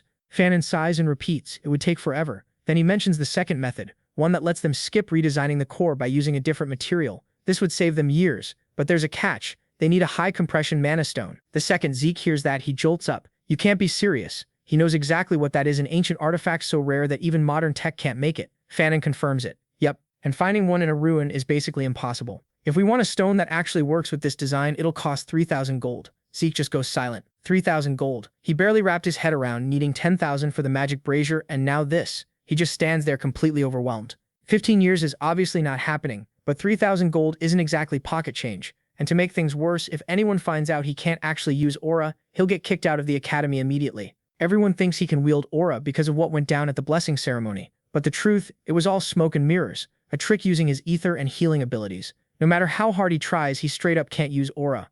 Unlike ether, which normal humans can't control at all, aura is way more common. That's why Graham the Sword of Radiance is absolutely crucial. Without it, his whole future's screwed. While Zeke's lost in thought, Fannin's still geeking out over the blueprint. Whoever designed this is an absolute genius. The efficiency's insane. Even among relics from the Golden Age, this level of skill's super rare. That's when it hits him. Zeke's eyes widen as an idea forms. He stands up without hesitation. Professor, just focus on refining the design, I'll handle the rest. And with that, he heads out to find his own solution. Fannin looks confused as hell. Wait, are you telling me to spend 15 years reworking this? Zeke shakes his head. Nah, no need for that, I'm bringing you one. With total confidence, he says he knows exactly how to get his hands on a high-compression mana stone. The professor's just standing there with his jaw on the floor, completely speechless. Meanwhile, Zeke's brain is already racing, thinking back to all the history behind these relics. So get this, way back in the Golden Age, magic was absolutely cracked, like peak civilization type beat. But then humanity said, fuck dragons, we're done being their bitches, and started this whole ass liberation war. The war finally wrapped up when Tarakan murdered Bahamut, the evil dragon overlord. After that, humanity chilled for a whole century, living their best lives, but the dragon lairs they left behind were loaded with remnants from that golden era. These ancient relics called the Hero King's remnants were so advanced that modern humans can't even figure out how to recreate them. And among all that treasure, the high compression mana stone, a relic so powerful it could provide energy for an entire village. That's the prize our boy's hunting for. Cut to Draker Academy's central library, and Zeke's walking into this place that's basically abandoned at this point. Nobody uses it anymore, but it's still kept clean and maintained because apparently the legendary hero Tarakan Draker himself built this place decades ago, so it's got that historical significance, you know? Zeke's thinking back to his past life, remembering how during the Academy's record room expansions, they uncovered a bunch of Golden Age relics. The Magic Tower and the Archmage of Nirvana came running, and the discovery sent shockwaves across the entire continent. But that was in his past life. Right now, these relics should still be sitting here untouched, just waiting for him. He starts searching through this massive library, but obviously he's not finding anything immediately. I mean, if these relics were just sitting out in the open, someone would have snagged them ages ago. So Zeke activates his dragon eyes and scans the room like he's got thermal vision or something. Finally, he spots it, this one weird tile that just doesn't match the rest. He walks up to it and taps it, checking for hidden mechanisms like he's in some Indiana Jones movie. Then he enables Spirit of the Soul, remembering what his master taught him way back. Basically, ether can materialize and let you apply different properties like cutting or impact. Sounds op, right? But there's a catch. Ether burns through energy like crazy. Just turning it on is already draining his stamina, and he's feeling the fatigue kick in. But our boy doesn't have time to rest, so he just pushes through and steps into the opening behind the tile. Now he's inside this hidden cave, and after lighting a fire to see what's going on, he's frowning. He's thinking, wait, in my past life, these ruins weren't discovered until like a decade later, and I don't remember it being this deep underground. What's going on? Just then, he hears something moving. His heart's pounding, and he's panicking. Like, did someone already find this place before me? He peeks ahead and spots skeletons. But these aren't your regular dead bodies. Nah, these bastards are moving, holding shovels and pickaxes like they've been digging for something non-stop. Zeke immediately scans them with dragon eyes and confirms they're not controlled by a lich. Good news, that means he can destroy them without dealing with some necromancer. Our boy doesn't waste a second. He activates Critical Strike and charges forward, going full berserker mode and absolutely shattering these undead workers before they even know what hit them. As he's finishing them off, a system notification pops up saying he earned 2 karma points. Zeke grins because in all his excitement about finding the artifact, this absolute genius completely forgot he could farm karma points this whole time. But now that he remembers, oh, his expression gets wicked. This is the perfect opportunity to grind. He pushes forward without hesitation, tearing through 20 more skeletons like they're tutorial enemies, racking up points left and right. Once he's satisfied with his haul, he pulls up the system menu to see what he can buy. Unfortunately, almost everything's still locked because he's broke on karma points. But there's one thing he can afford, the minimap. He doesn't even think twice and buys it instantly. The system updates right away, showing his exact location. It looks just like a magic map, which is already pretty sick. But then, and this is where it gets crazy, the minimap shifts into full 3D. Zeke's watching this absolutely amazed as the entire layout of the ruins appears before him like some next-gen GPS system. Then he notices something wild. One room is highlighted in a completely different color. Curious, he clicks on it, and the system labels it as a storage room, and even offers to show him the optimal route to get there. Zeke's just stunned, thinking, hold up, the search party in my past life took days to find the storage room, and I just located it in 5 seconds. This system's absolutely broken. He decides to test it out and follows the system's guidance, and holy shit, navigating is so easy now. He's thinking there's literally no way he'll ever get lost with this skill equipped. Finally, he arrives at his destination, but of course there's a problem. There's this massive door blocking his way. He frowns and examines it, thinking, yeah, no way this is opening with a simple push, but might as well try. The second his hand touches the surface, a surge of magic just blasts him backward. His glove literally catches on fire, forcing him to yank his hand back immediately. Zeke's staring at his hand, thinking, damn, if I weren't wearing these gloves, my hand would be cooked right now. Now it all makes sense why the Archmage of Nirvana and the Magic Tower came running when this place got discovered in his past life. Realizing he's not going to brute force his way through this door, he turns to the system like, alright, got any ideas? The system connects to the security device and tries to override it, but after a few seconds it straight up fails. Instead, it activates the manual override. Zeke blinks, confused. Wait, did you just reply to me? And the system goes, affirmative. His eyes go wide because he wasn't expecting an actual conversation here. A crazy thought pops into his head. If the system can talk to him, maybe, just maybe, he can get some real answers. So he immediately fires off the big question. Why was I regressed? No response. All right then. Who's behind the administrator system? Nothing. Frustrated as hell, he tries one last time. Who created this system? But nope. Annoyed, he gives up. Fine, forget it. Just open the damn door. The system confirms, and with this low rumbling sound, the entrance to the Dragon Slayer storage room finally unlocks. The second Zeke steps inside, his eyes go wide in pure disbelief. just like they did in his past life. There are rows and rows of chests, absolutely packed with priceless relics and treasures. Finding even one of these in some random ruins is nearly impossible. Yet here they are, just sitting here waiting to be claimed. He methodically searches through each chest until he finally spots what he came for. High compression mana stones. There are 4 of them total. Without hesitation, he spends a karma point to expand his inventory and secures one. Unfortunately, his storage is still way too limited to grab everything, so he makes a mental note to come back later when he can claim it all. Just as he's about to bounce, this eerie sensation washes over him. Instinctively, he glances back, and in an instant, glowing magic circles appear all around him. Before he can even react, the spell activates and he gets teleported away. The sudden shift makes him stumble, and as he catches his footing, he quickly scans his surroundings. This place is completely unfamiliar. He turns to the system demanding answers like, "Yo, where the hell am I?" And the response? He's now inside the home of the Dragon Slayer. Zeke racks his brain, but in his past life, he had never heard of this place existing. The dimly lit room is lined with coffins, which is creepy as hell. He opens his mini-map and realizes he's not that far from where he just was, but there's no visible path connecting the 2 locations. That can only mean one thing. This is an undiscovered hidden area. Seeing this rare opportunity, he rushes to one of the coffins and pries open its heavy concrete lid. Inside is a full set of medieval armor just resting there in silence.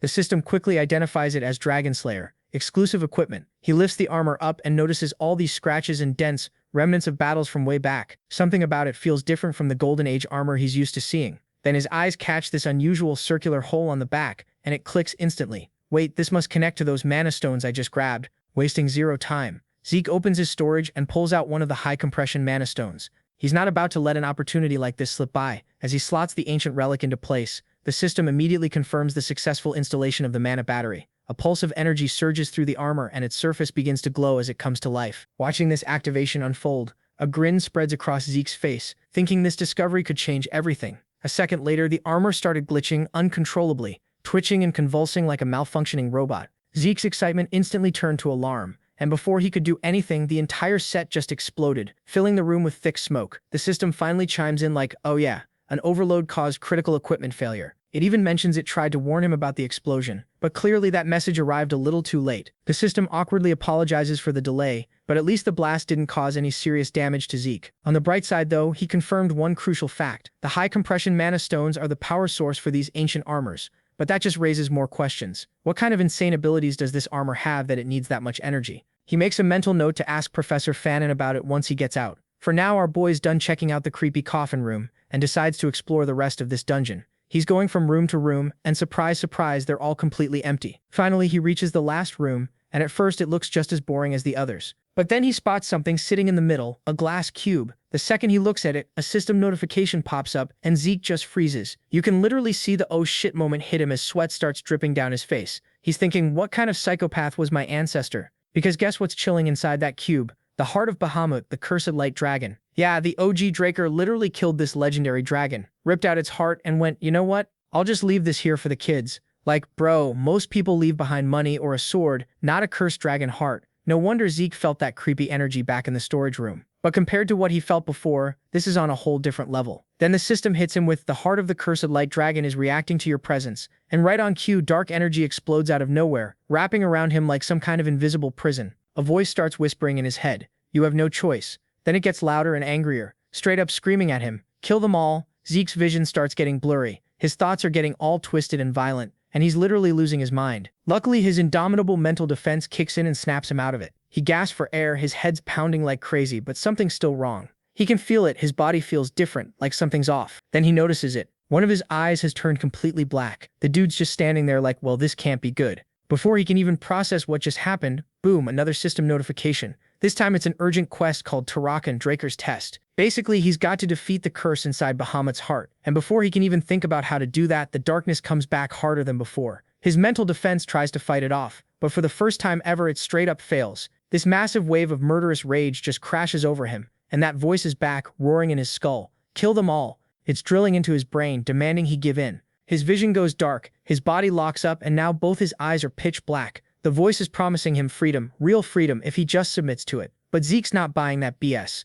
With every bit of willpower he's got left, he fights back and makes a split-second decision. He slams his head against the glass cube as hard as he possibly can. The pain jolts through his skull, and yeah, it hurts like hell, but it clears his mind just enough. Blood's running down his face, but he's actually grinning like a psycho, and says, "You call this freedom? What a joke." Because real freedom isn't something handed to you on a silver platter. You have to earn it. The glass cube shatters into a million pieces, breaking the curse with it. The system confirms urgent quest complete. Zeke just officially claimed his ancestors' dying gift, but man, that fight took everything out of him. He's mentally exhausted, like a mountain just collapsed on his brain. If he'd hesitated for even a second, he'd be toast right now. His body realizes how screwed up he is and activates his healing factor and infinite stamina to patch him up. Then something wild happens. Bahamut's heart, now freed from the curse, starts floating up in the air with this crazy glowing light. It slowly drifts towards Zeke's chest, and the moment it touches him, this massive wave of power surges through his entire body. And by power, I mean pure, agonizing pain. This insane amount of pure mana, way beyond anything he's ever felt, floods into every cell in his body. But here's the problem, Zeke doesn't have any mana circles to store this energy, so all this raging power is literally ripping him apart from the inside out. He needs to do something fast. In a total panic move, he summons purple ether using Spirit of the Soul and creates a miniature black hole in his palm to seal the mana. It's completely reckless and probably stupid, but with his limited options, it's either this or explode. He's grinding his teeth, focusing everything he's got on maintaining this ether hole. The raw energy is fighting back hard, thrashing against his control. The pressure keeps building and building until it finally just detonates. A huge explosion erupts with Zeke right in the center. The blast completely destroys the entire room, leaving behind this massive crater. Smoke and debris are everywhere, and after all that chaos, there's just silence. When the dust clears, Zeke's somehow still standing, barely. His whole body feels like it's on fire. Every nerve is screaming at him. He lets out a sharp breath, relieved that the pain's finally starting to fade. He survived. His uniform is absolutely wrecked, but there's something new on his chest. A mark. The mark of Bahamut. The glass cube has completely vanished like it was never there. That raw mana was absolutely no joke. Honestly, it's a straight-up miracle. Zeke's even alive, but his quick thinking saved his ass. As he looks down at the broken pieces on the ground, he catches his reflection and sees the mark, now branded on his chest. It looks like sealing all that rampaging energy came with some side effects. Then the system drops another notification. Absorption of the cursed light dragon's heart complete. And it's followed by a flood of information. The crazy amount of mana he absorbed has completely transformed his body. His body isn't normal anymore. It's been upgraded to something way beyond human. His body is now divine. But of course there's a catch, because there's always a catch. The system detected that his current skills aren't strong enough to handle this new power. So to keep him from exploding, it forcibly sealed away 95% of the energy. But wait, there's more. Since he's the inheritor of his ancestors' legacy, he's now got access to Tarak and Draker's secure library. On top of that, a beginner quest book just unlocked, and there's a low-level administrator tutorial waiting for him. Zeke's just scratching his head like, a divine body, a library, a tutorial. What the hell am I supposed to do with all this? It's way too much info to process right now, so he dismisses most of the notifications except for one. Turns out the first Dragon Slayer was feeling pretty generous on his deathbed. A new system prompt pops up in front of Zeke. Would you like to open Tarak and Draker's second dying gift? The scene shifts, and we are back home now. Our boy's locking up all the loot he grabbed, but he can't stop staring at the system notifications. His title just changed. Now he's the one who received the blessing of the ancient dragon, an inheritor of Tarak and Draker. Pretty badass, not gonna lie. And with these fancy new titles, he's got some insane perks. Draconic Control, that divine body constitution we talked about earlier. But out of everything he unlocked, one ability's got him sweating. Incantation. The description's vague as hell. It just says, this skill will fill your words with power. Zeke's sitting there like, okay, that sounds broken as hell, but what does it actually do? Zeke has no clue because even with all these crazy rewards, our boy's still too weak to use most of them. Like, Draconic Control means he can command dragons. Any dragon under his rule would follow orders without question. That's sick, right? And the Divine Body? It boosts his combat to a whole new level. His learning speed for fighting just skyrocketed, and his ether circulation is way smoother now. But there's a difference between reading about power on a stat screen and actually having it. If he wants to know what he's really capable of, he needs to test this shit out in real combat. Just as he's thinking about his next move, another system window pops up. This one's still tied to Tarak and Draker's legacy. He's got access to some secure library now, but the system needs an information update before he can use it. The system's being all helpful, offering to mark the update location on his minimap. Zeke's not exactly thrilled about running another errand, but it's his ancestor's legacy, he can't just ignore it. Then something catches his eye. The map layout looks familiar. He's seen this place before. Wait a second. That looks exactly like Valhalla. Folks, Valhalla is the most prestigious knight training institution in existence. It's reserved for only the most elite warriors. Regular people can't even see the grounds without administrator clearance, let alone step inside. And right now, even Zeke would have a hard time getting in. The problem? He wasn't even planning on joining Valhalla in this lifetime. But now, with something tied to Tarak and Draker's dying gift hidden inside, his plans might need to change. Shaking off those thoughts, Zeke shifts his attention to the beginner quest book. The tutorial for low-level administrators is about to start. Once he completes it, he'll unlock a quest designed to boost his growth. Quests mean rewards, and the whole setup reminds him of Adventurer Guild missions or mercenary work. He's curious, so he asks what the tutorial involves. And bro doesn't even get a chance to prepare himself. The tutorial just starts automatically. His surroundings twist, and reality itself starts glitching out right before his eyes. Within seconds, the world around him has completely changed. Beneath his feet, glowing grid lines stretch out endlessly, and everything else is just this void of infinite darkness. Despite the trippy-ass shift, Zeke stays calm. He's scanning his surroundings, trying to figure out where the hell he is. Unlike the teleportation from earlier, this doesn't feel like he just moved locations. It's like the very rules of reality just got rewritten. Before he can process it any further, an orc lunges at him with their massive spiked club. Right then, the system finally chimes in with tutorial quest to defeat the monsters within 60 minutes using 2 or more different skills. Completion rewards, system points plus system store unlock. Not bad at all. His battle instincts kick in. A sword materializes in his grip, just as the first wave of attacks closes in. So this tutorial is designed to make him use the system's benefits? It would have been nice to have access to something like this before all the near-death experiences. But whatever. The first 3 orcs attack at the same time, their weapons coming down from different angles, but they hit nothing. Zeke's already gone. The sheer force of their missed attacks makes the tutorial space ripple. Before these green bastards can even react, he reappears, moving at insane speed with swift steps and continuous slashes. He cuts them down with precise, effortless movements before they can even register what happened. Monsters like these, they're nothing more than practice dummies to him now. The claymore in his hands feels incredibly light, almost weightless. This surge in strength has to be one of the perks of his divine body constitution. With this new power, he's confident he could take down a purple knight with ease. After effortlessly wiping out the tutorial orcs, he returns to his original spot as the separate dimension fades away. Was it just an illusion? It felt way too real to be some fake-ass trick. Either way, completing the tutorial earned him a hefty reward, both a critical hit bonus and a time bonus. In total, he racks up a solid 40 points and unlocks access to the shop. Excited Zeke wastes no time opening the shop tab. What he finds leaves him absolutely stunned. The selection is incredible. Items like Giant's Flesh, Breath of a Flame Giant, and other rare relics that would cost a fortune on the market. A thought crosses his mind, could he profit by reselling these items?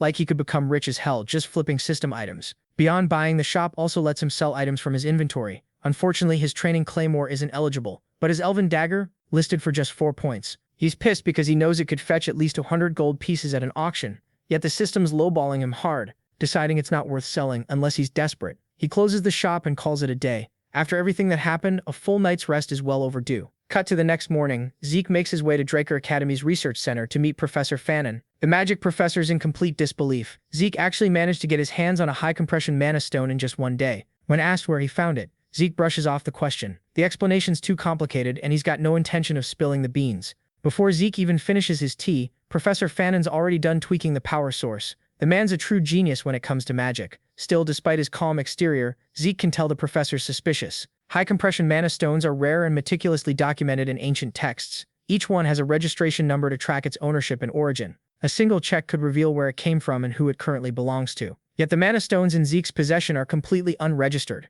No matter how thoroughly someone searches, they won't pop up in the Central Continent's registration records. Professor Fannin's skepticism is totally justified. It's better than blind faith. His expertise and sharp judgment make him truly exceptional. Zeke can't help but think that a man with this much talent deserves way more recognition than he's getting at this academy. With the design finally complete, the professor activates the apparatus, and they head back to Papnir's Breath. They hand the device over to Galleon Zeke, and Fannin watches as the blacksmith gets to work, his workshop glowing with the light of carefully arranged magic circles. The pure excitement on Galleon's face is contagious. He's finally been given the chance to craft weapons that meet his own high standards. This is history in the making right here. After a successful demonstration, Professor Fannin excuses himself to attend a lecture, leaving Zeke with Galleon. The blacksmith is overwhelmed with gratitude. He'd been dreaming of completing a magic brazier for years, but never thought he'd see it happen in his lifetime. Making a deal with Zeke was the best decision he ever made. Now that Zeke's upheld his end of the bargain, it's time for Galleon to do the same. Without hesitation, Zeke reaches into his bag and pulls out an item. The moment Galleon lays eyes on it, he knows exactly what it is. Inside the lavish case rests a pristine dragon's fang. Among all the rewards from inheriting Terracon's will,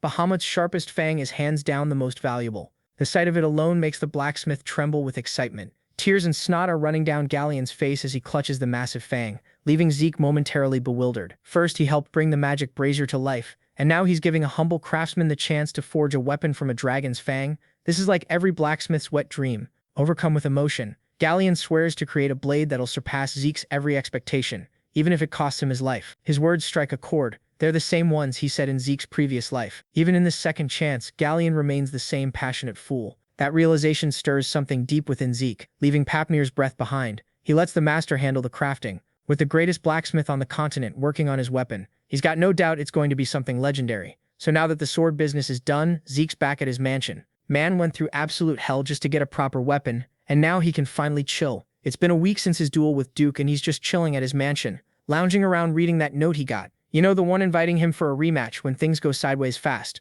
Out of nowhere, our boy sensed something. He turned around and there he was, Duke Draker, standing behind him looking like he's about to commit murder. This dude's eyes are literally on fire with rage as he gets in Zeke's face, asking him why the hell he's been ignoring his invitation. And folks, what does our boy do? Being the little shit he is, Zeke decides to poke the bear. He casually tells Duke he's got zero plans of fighting him again. That's all it took. Duke snaps, crosses the room in like half a second, grabs Zeke, and before our boy can even blink, this angry old knight launches him straight out the open window like a football. Zeke suddenly free-falling through the air with absolutely no warning. And get this, his room's up on one of the higher floors too. If he hits the ground before his body does its whole healing thing, he's cooked. He reaches out desperately trying to grab anything on the way down the balcony, a ledge, whatever. But nope, a strong hand catches him right by the throat before he can get a grip on anything. Duke's not done with him yet. This man seriously can't wrap his head around why Zeke keeps dodging him first. He ducked out in the treatment room, and now this?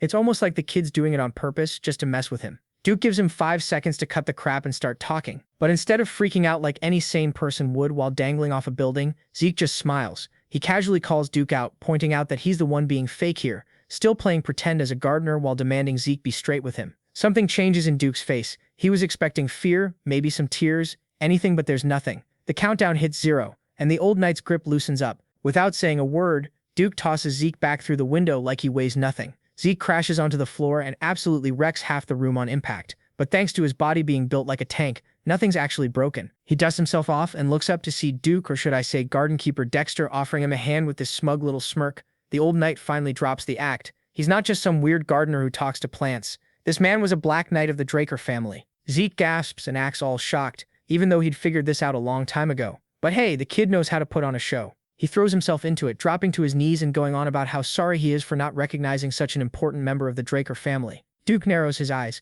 though he's not buying it for a second. Was this your plan the whole time? He asks.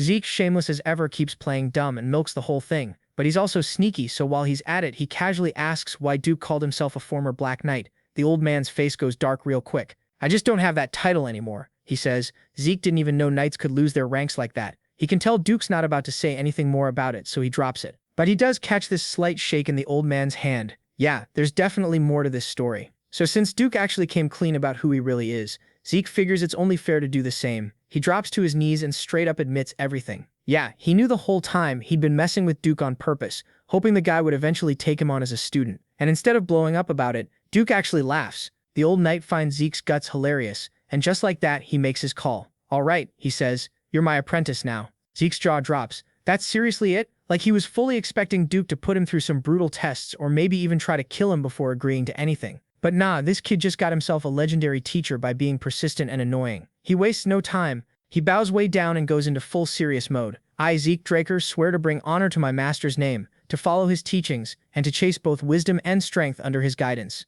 Duke raises an eyebrow. Wait, you actually know that vow? Yeah, most kids these days have zero clue that kind of stuff even exists. But Zeke's always believed that knowing your roots and having discipline is what separates real knights from everyone else, so of course he knows it by heart. Still, he's got one more thing on his mind. Master, can I ask you something? Duke immediately shuts that down. Yeah, no, don't call me that. Zeke smirks but keeps going anyway. Why'd you actually pick me? Because let's be real, Duke's famous for saying no to literally everyone. Even Andre, the so-called once-in-a-generation genius, had to beg for years before Duke finally caved. Zeke's got his own guesses, but he wants to hear it from the man himself. Duke just chuckles. Take a guess.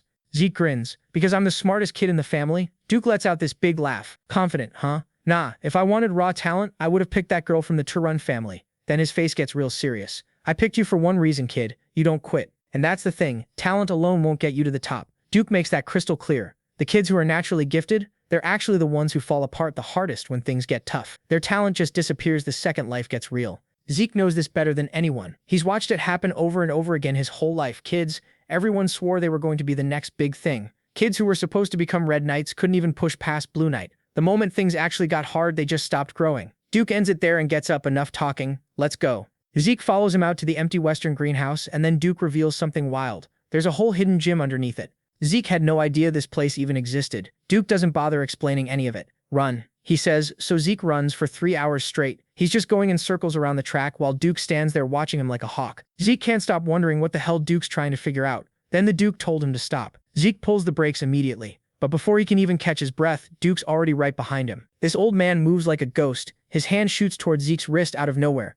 Zeke's body reacts before his brain does. He yanks his arm away and dodges the grab just in time. Every part of him is screaming to put as much distance between them as possible. Duke narrows his eyes and looks down at his own hand for a second. Even though he didn't actually grab Zeke, that tiny bit of contact almost ripped right through the kid's special glove, and that tells him everything he needed to know. "You got a problem with me checking your pulse?" Duke asks, and his voice is sharp as hell, but Zeke knows there's no way that was what Duke was actually going for. This sly old fox has been suspicious since day one, from their fight in the infirmary to the greenhouse brawl. And now this. The man watched him run 500 laps and not once picked up a single bit of aura coming off Zeke's body. And as the second Duke reached for his wrist, Zeke flinched away like it was instinct. Then the Duke casually asks our boy, "You can't use aura, can you?" Seeing our boy panicking, the Duke just casually drops that he knows about the bronze statue incident and the golden light Zeke triggered, and our boy's internally freaking the hell out. Duke's like, "Yo, if I'm wrong, let me check your pulse." And there's no beef in his eyes, just straight up curiosity. But Zeke is losing his mind on the inside, because aura was everything in the drunker world. Like if word got out that someone from their bloodline couldn't use it. That's not just embarrassing, that's a career-ending, family-shaming, straight-up your life is over kind of mess. But the funny thing is Duke didn't even give a damn about any of that political BS. The man just wanted to know what was really going on. Zeke was honestly lucky his master was such a weird old bastard, because if this were literally anyone else, things would have gone south real fast. So Zeke knew he had to play this smart. His one goal right now, get his hands on Graham. Until then, he needed to keep his head down and not let anyone catch on to his aura situation. But unlike his past life where he was basically the embarrassment of his household, things were different now. No lies needed this time. Zeke pulled off his special gloves, showing off the symbol of a pure-blood awakener underneath. Rock-solid proof of his noble bloodline right there on his skin. But even though he actually woke up his powers successfully, the dude simply could not use aura. So he decided to spill just enough of the truth to keep his real secrets hidden. He looked down, let out this shaky breath, and hit Duke with the whole trembling voice act. "If the family finds out I can't use aura, they'll kick me out," he whispered, and oh man, he even squeezed out some tears. Someone give this kid an Oscar, because the performance was absolutely perfect. Duke, being the soft-hearted old man he secretly is, completely melted seeing his student like that. A kid is still a kid after all. Zeke stuck out his wrist without another word, and Duke spread his aura through the boy's body to scan for any trace of it. And the result? Absolutely nothing. Not a single drop. Duke's brain immediately went into overdrive trying to make sense of this, because his mind literally refused to believe something that went against everything Drockers knew. And right on cue he landed on his own answer. "You're an irregular." Zeke played dumb, tilting his head like he'd never heard the term. Duke explained, "Irregulars are people with abilities that just don't follow the normal rules. Some can use both aura and mana, others can see the future. Whatever. The point is they're basically outcasts because their existence freaks everyone out." Duke crossed his arms and said they'd keep this between them. Master and student, nobody else's business. Simple as that. Then Duke connected the dots on his own. Zeke's insane stamina, his recovery speed that made even small injuries heal almost instantly. Duke figured it out. "Your aura is constantly draining to keep your body healing," he said. "That's why there's barely any left." Honestly, for a weird old man, that was a pretty solid guess. Zeke kept up his act, looking worried and asking if that meant he'd never use aura. Duke just laughed and shook his head. "Forget aura. My Gale arts don't need it." And then Duke showed him. Before Zeke could even process what was happening, the ground beneath Duke just exploded. The old knight launched himself across the entire gym in a single jump, moving so fast you literally couldn't see him, zigzagging across the arena like a blur, before landing back where he started like he'd just taken a casual stroll. Duke turned around and asked, "Did you catch that?" Zeke let out a breath and immediately asked if he could try it himself. Duke blinked. Most people would need to watch it again, but this kid was already itching to go. The old knight laughed and told him to go for it. Zeke replayed every single movement in his mind, then stepped forward. His first step cracked the ground right on top of Duke's footprint, and just like that, he was gone perfectly, copying his master's entire pattern without a single mistake. When he finally stopped, Duke was completely speechless. A week ago this kid was nowhere near this level. The improvement was insane, honestly beyond anything Duke had ever seen. Of course, Zeke had to ruin the moment by being cocky about it. Duke pulled him into a headlock,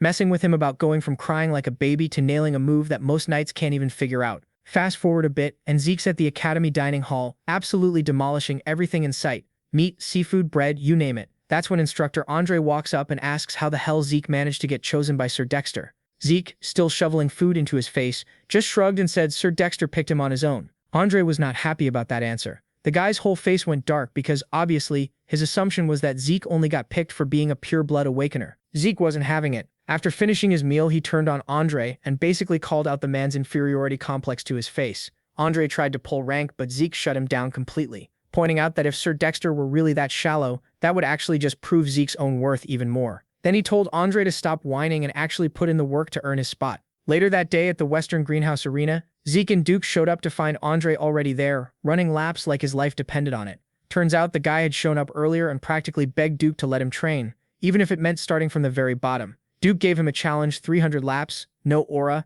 and Andre was out there grinding through it. Even Zeke had to respect it. Turns out this dude actually had some fight in him after all. Cut to the next day, and some major stuff was going down at the academy. Every single student got called to the training grounds because apparently the big boss himself was coming through. The Patriarch's visit was happening, and you could hear the horses outside before you even saw the carriage rolling up with the Draker family symbol all over it. The Academy's dean, Howard Draker, was already scrambling around like crazy. He's ordering everyone to get ready for their supreme leader, making sure he's standing right at the front so he can be the first one to kiss ass. The carriage pulls up, the door opens, and Howard's already bowing so deep you'd think he's trying to touch his toes. Behind him, all the knights are kneeling with their swords up in the air, doing the whole salute thing. The Patriarch showed up right on time, exactly at noon. The Academy's bell starts ringing, and it's louder and sharper than usual because this is a big deal. Then he steps out.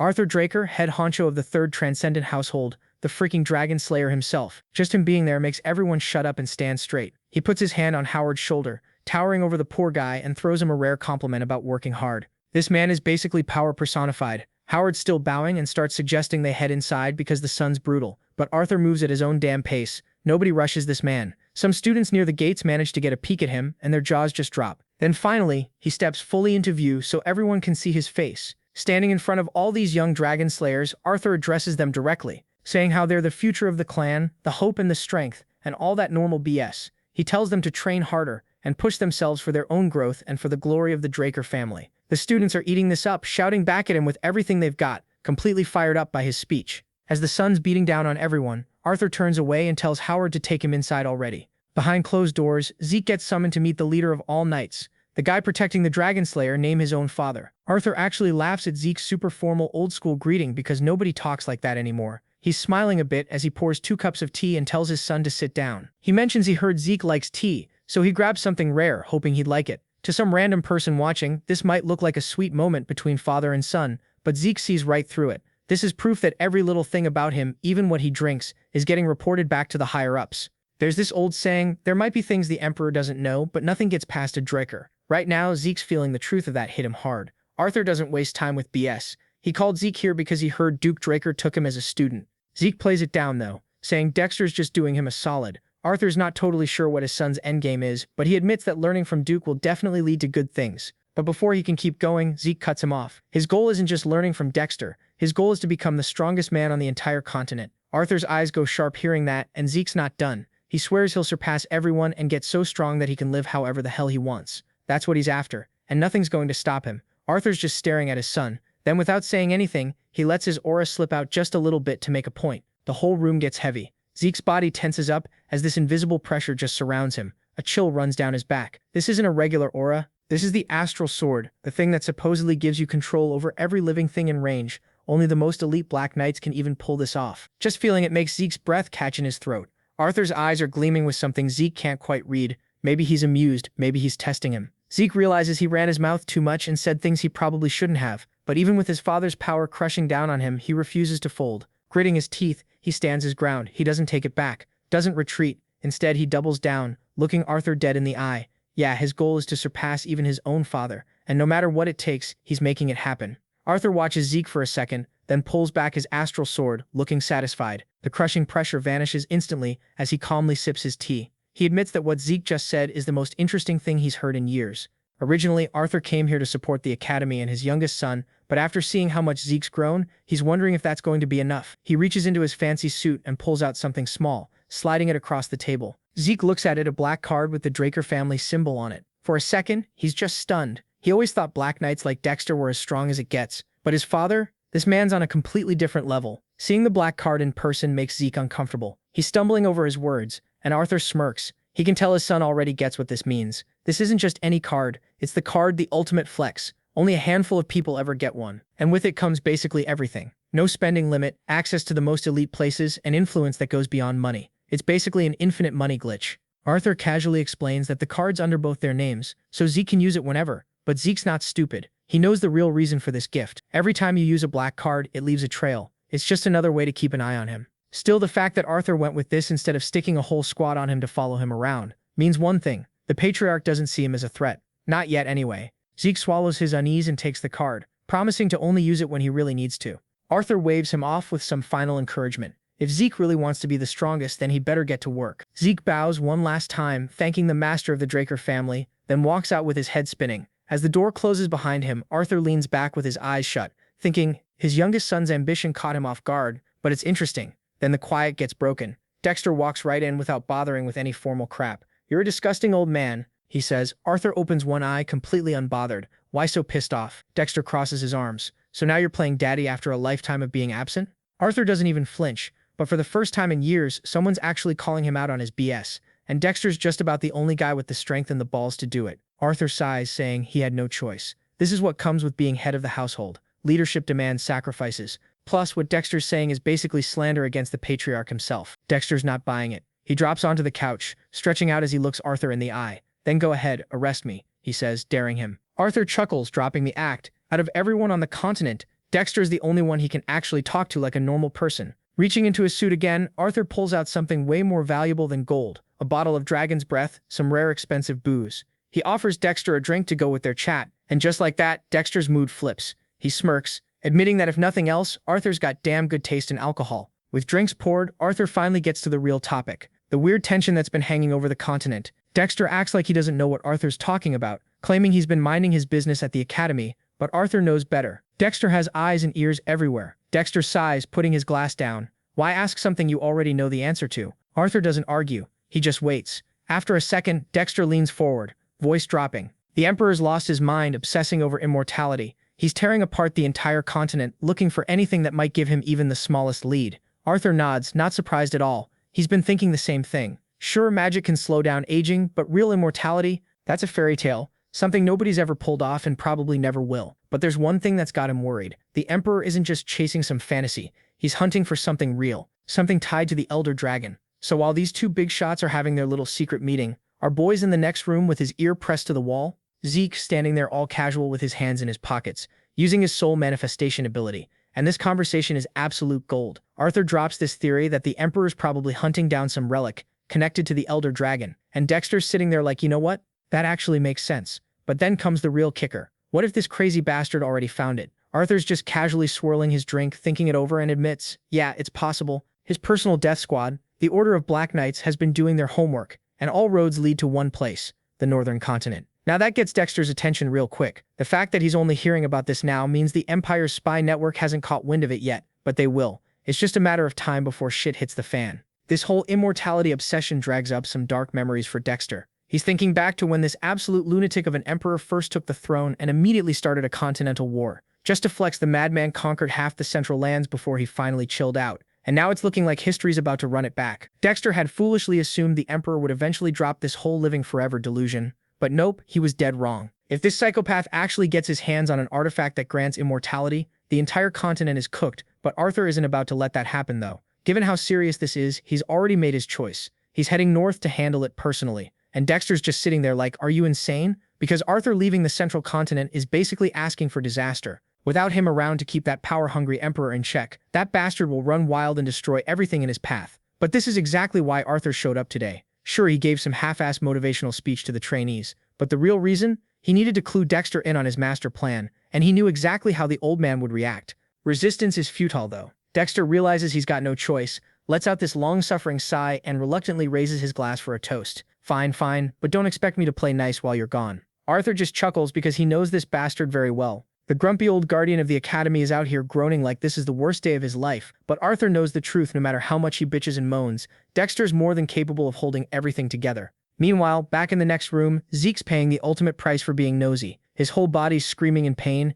his vision's going blurry, and he's been using soul manifestation way too long. The backlash hits him like a truck. His knees buckle, and before he knows it, he's face first on the floor, gasping for air with bloodshot eyes, looking like he just went 12 rounds with Mike Tyson. Even after absorbing Bahamut's heart, This technique's side effects are no joke. But you know what? Totally worth it, because what he just learned is invaluable. Everything's starting to click. That statue he grabbed before his regression, it wasn't just some random relic, it was the Elder Dragon's artifact the whole time. The mysterious voice he heard before dying, and the weird system messages when he woke up in his younger body. It's all making sense now. Without even realizing it, his past self had stolen the exact artifact the Emperor was obsessed with. No wonder he got hunted like a dog with a bounty on his head. That crazed dictator mobilized his most elite unit and sent them to chase him to the literal ends of the world. Back then, Zeke was so consumed by revenge he never questioned why he was being pursued so hard. But now he's got a concrete clue about his regression. The administrator system that sent him back in time is connected to the Elder Dragon's artifact, which only raises more questions.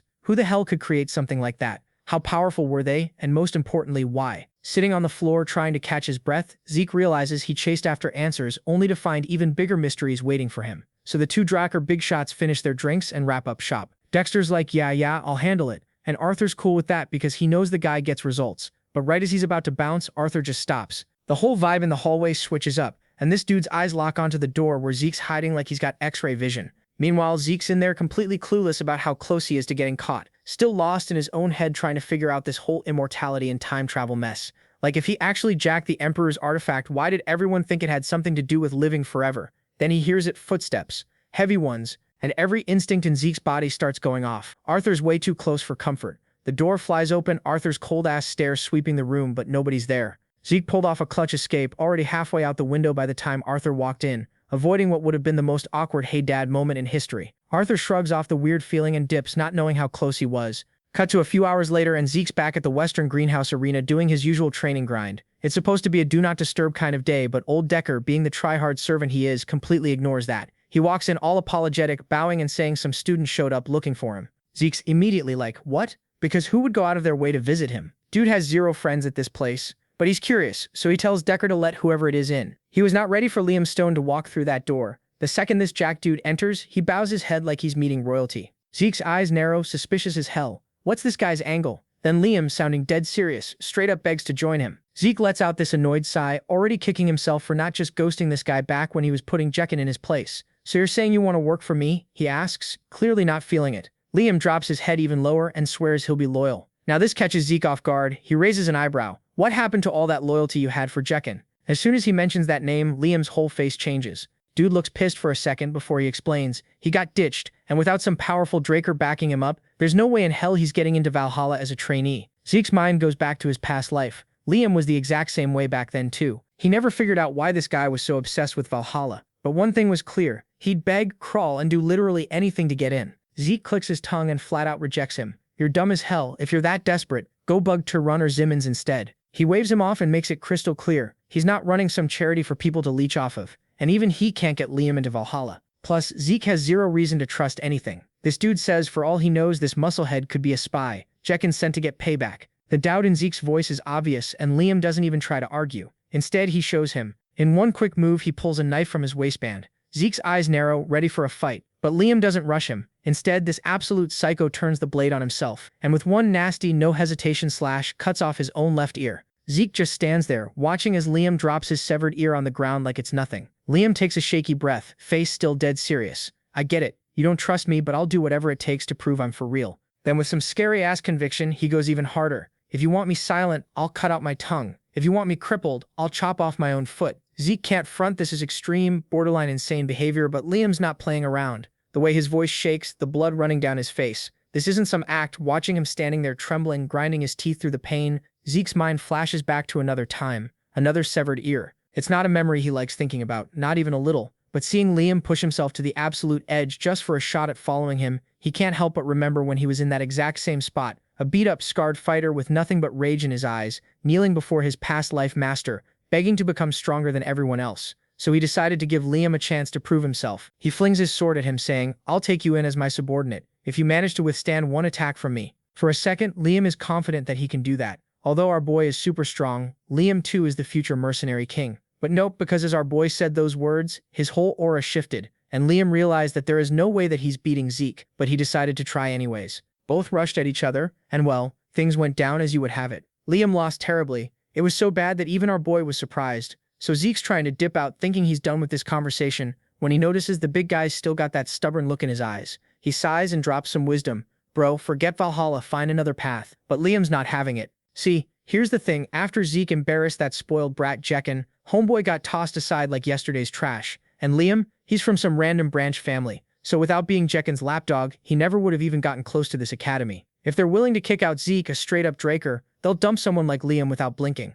Zeke turns to walk away, thinking it's over. But then he feels something heavy on his leg. He looks down, and Liam's clinging to him like his life depends on it. In the old timeline, Liam got expelled, and his crew fell apart. But through pure spite and stubbornness, he became a Red Knight and earned the title of the Mercenary King. Now he's literally crying, begging for one more shot. Zeke's patience is running out. Fine, one last chance. Don't screw it up. But there's a catch. Liam said he'd do anything, cut out his tongue, chop off his feet, whatever. So Zeke hits him with something genuinely insane. Cut off your right arm. The room goes dead silent. Zeke's basically telling him to kiss his swordsman dreams goodbye. Any normal person would nope out immediately. Zeke turns away and starts training, expecting Liam to finally give up and leave. Instead, this madman walks toward a sword. Zeke's thinking it's no big deal. Liam will still become a legend even if he gets kicked out. But then it hits him. Liam's actually going to do it. He grabs the blade, raises it high, and aims for his own arm. Zeke's body moves on instinct, pushing his legs to the max. Just before Liam can bring it down, Zeke's sword flashes and cuts Liam's weapon in half. The clang echoes through the arena. Liam stares at his intact arm like he can't process why it's still there. Meanwhile, Zeke's pissed. He grabs this big idiot by the collar and lifts him off the ground. Have you completely lost your goddamn mind? Sure, the test was extreme, but what if Zeke had been the type to go back on his word? Liam would have thrown everything away for nothing. But Liam was ready to go that far because there was something way more important to him than his own arm. Zeke drops him and gives him a cold stare. Do something that's stupid again and you're out. I don't care how loyal you are. The stress finally leaves Liam's face. Those harsh words mean he's staying. But there's still one problem. We need to get you to the nurse. Can't have my guy walking around looking like a one-eared freak. After getting patched up, Liam is invited to Zeke's private dining hall. He keeps touching his fixed ear, amazed it's back to normal. Turns out Zeke used one of his rare healing potions on him. Liam feels bad about wasting such a valuable item, but Zeke just waves it off. Think of it as an investment. Now that things have cooled down, Zeke asks the real question. What could possibly be more important than your own arm? The answer's simple. His mom. After Jekken threw him away, Liam got news that his mom collapsed with a crazy high fever. She got better, but then these weird rose-like patterns started spreading across her body, draining her strength. Zeke's face goes dark. He recognizes those symptoms. The village healers had no clue what it was or how to cure it. Liam's only hope was Valhalla, because Academy students and their families get access to the best doctors on the continent. If he got in, his mom might have a shot.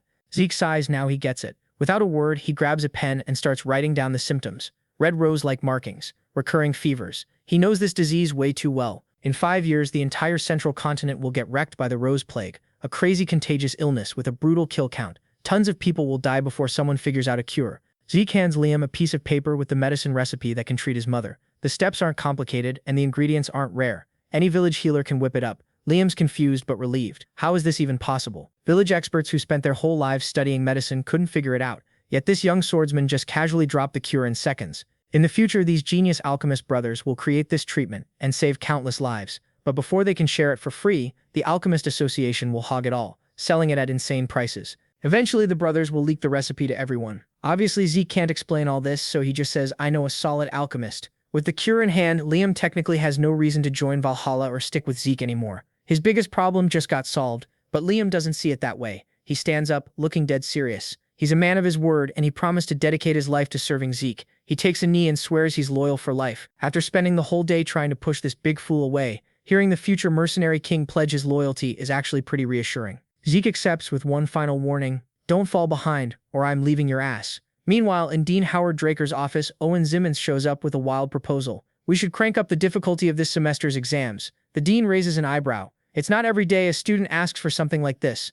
Owen apologizes if he sounds cocky but explains his thinking. This year's freshmen are unusually stacked with candidates from big families and 2 pure-blood awakeners. If the exam stays at last year's level, it won't properly test what they can do. Howard thinks it over and gives a small nod. The kid's got a point. Owen bows and bounces. The dean leans back, staring out the window. The apple doesn't fall far from the tree. Owen Zimmons is already thinking way ahead. Just like that guy, spotting future problems and handling them before they even pop up. So a few days later, it's exam time, dungeon exploration baby. All the freshmen are standing outside these creepy-ass ruins, ready to jump in. Here's how it works. You get paired up with someone, thrown into a random dungeon, and you have to escape before time runs out. Each dungeon's got different difficulty levels, and naturally Zeke and Liam got stuck together. Even though they're all geared up and ready to go, Liam's looking nervous as hell. Zeke peeps it and drops some wisdom. Look, being nervous is normal. Just don't let it screw you over. Too much stress, you make dumb mistakes. Getting too relaxed, you get sloppy. Around them, some students are chatting and hyped up, while others are just standing there in awkward silence.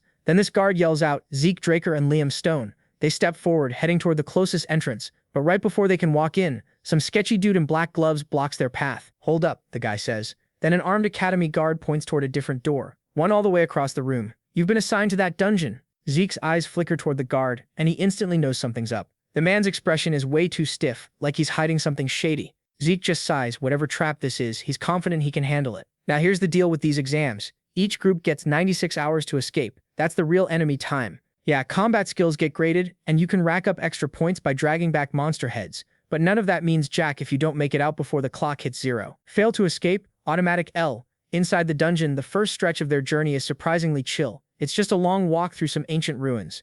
After a while, they finally stop to rest. Bellies full, nothing trying to kill them. Perfect time to catch some sleep. Weirdly enough, even though he's the underling, Liam's the one telling Zeke to sleep first, since the young lord did everything, set up camp, cook the food, all of it. But Zeke just waves him off, saying with his current body he can go 4 days without sleep. Seriously, I could stay up the whole exam. Liam knows better than to argue with this dude, so he drags his massive frame into the tent and crashes hard. Now alone, Zeke sits by the fire, zoning out. It's been 16 hours since they entered the dungeon, and he'd been training non-stop for 3 days before the exam even started. That means our boy has been awake for nearly 90 hours straight. His infinite stamina keeps his body moving, but it does absolutely nothing for his mental exhaustion. And in a dungeon where danger can pop up from literally any shadow, losing focus even for a second could get you killed. The eerie silence drags on, and he can feel the exhaustion creeping in, messing with his head. He wants to wake Liam and switch out, but then he makes the worst possible mistake. He dozes off. His dreams drag him back to those freezing-ass plains up north, where the Emperor's red flag was basically a giant middle finger symbolizing cruelty and bloodshed.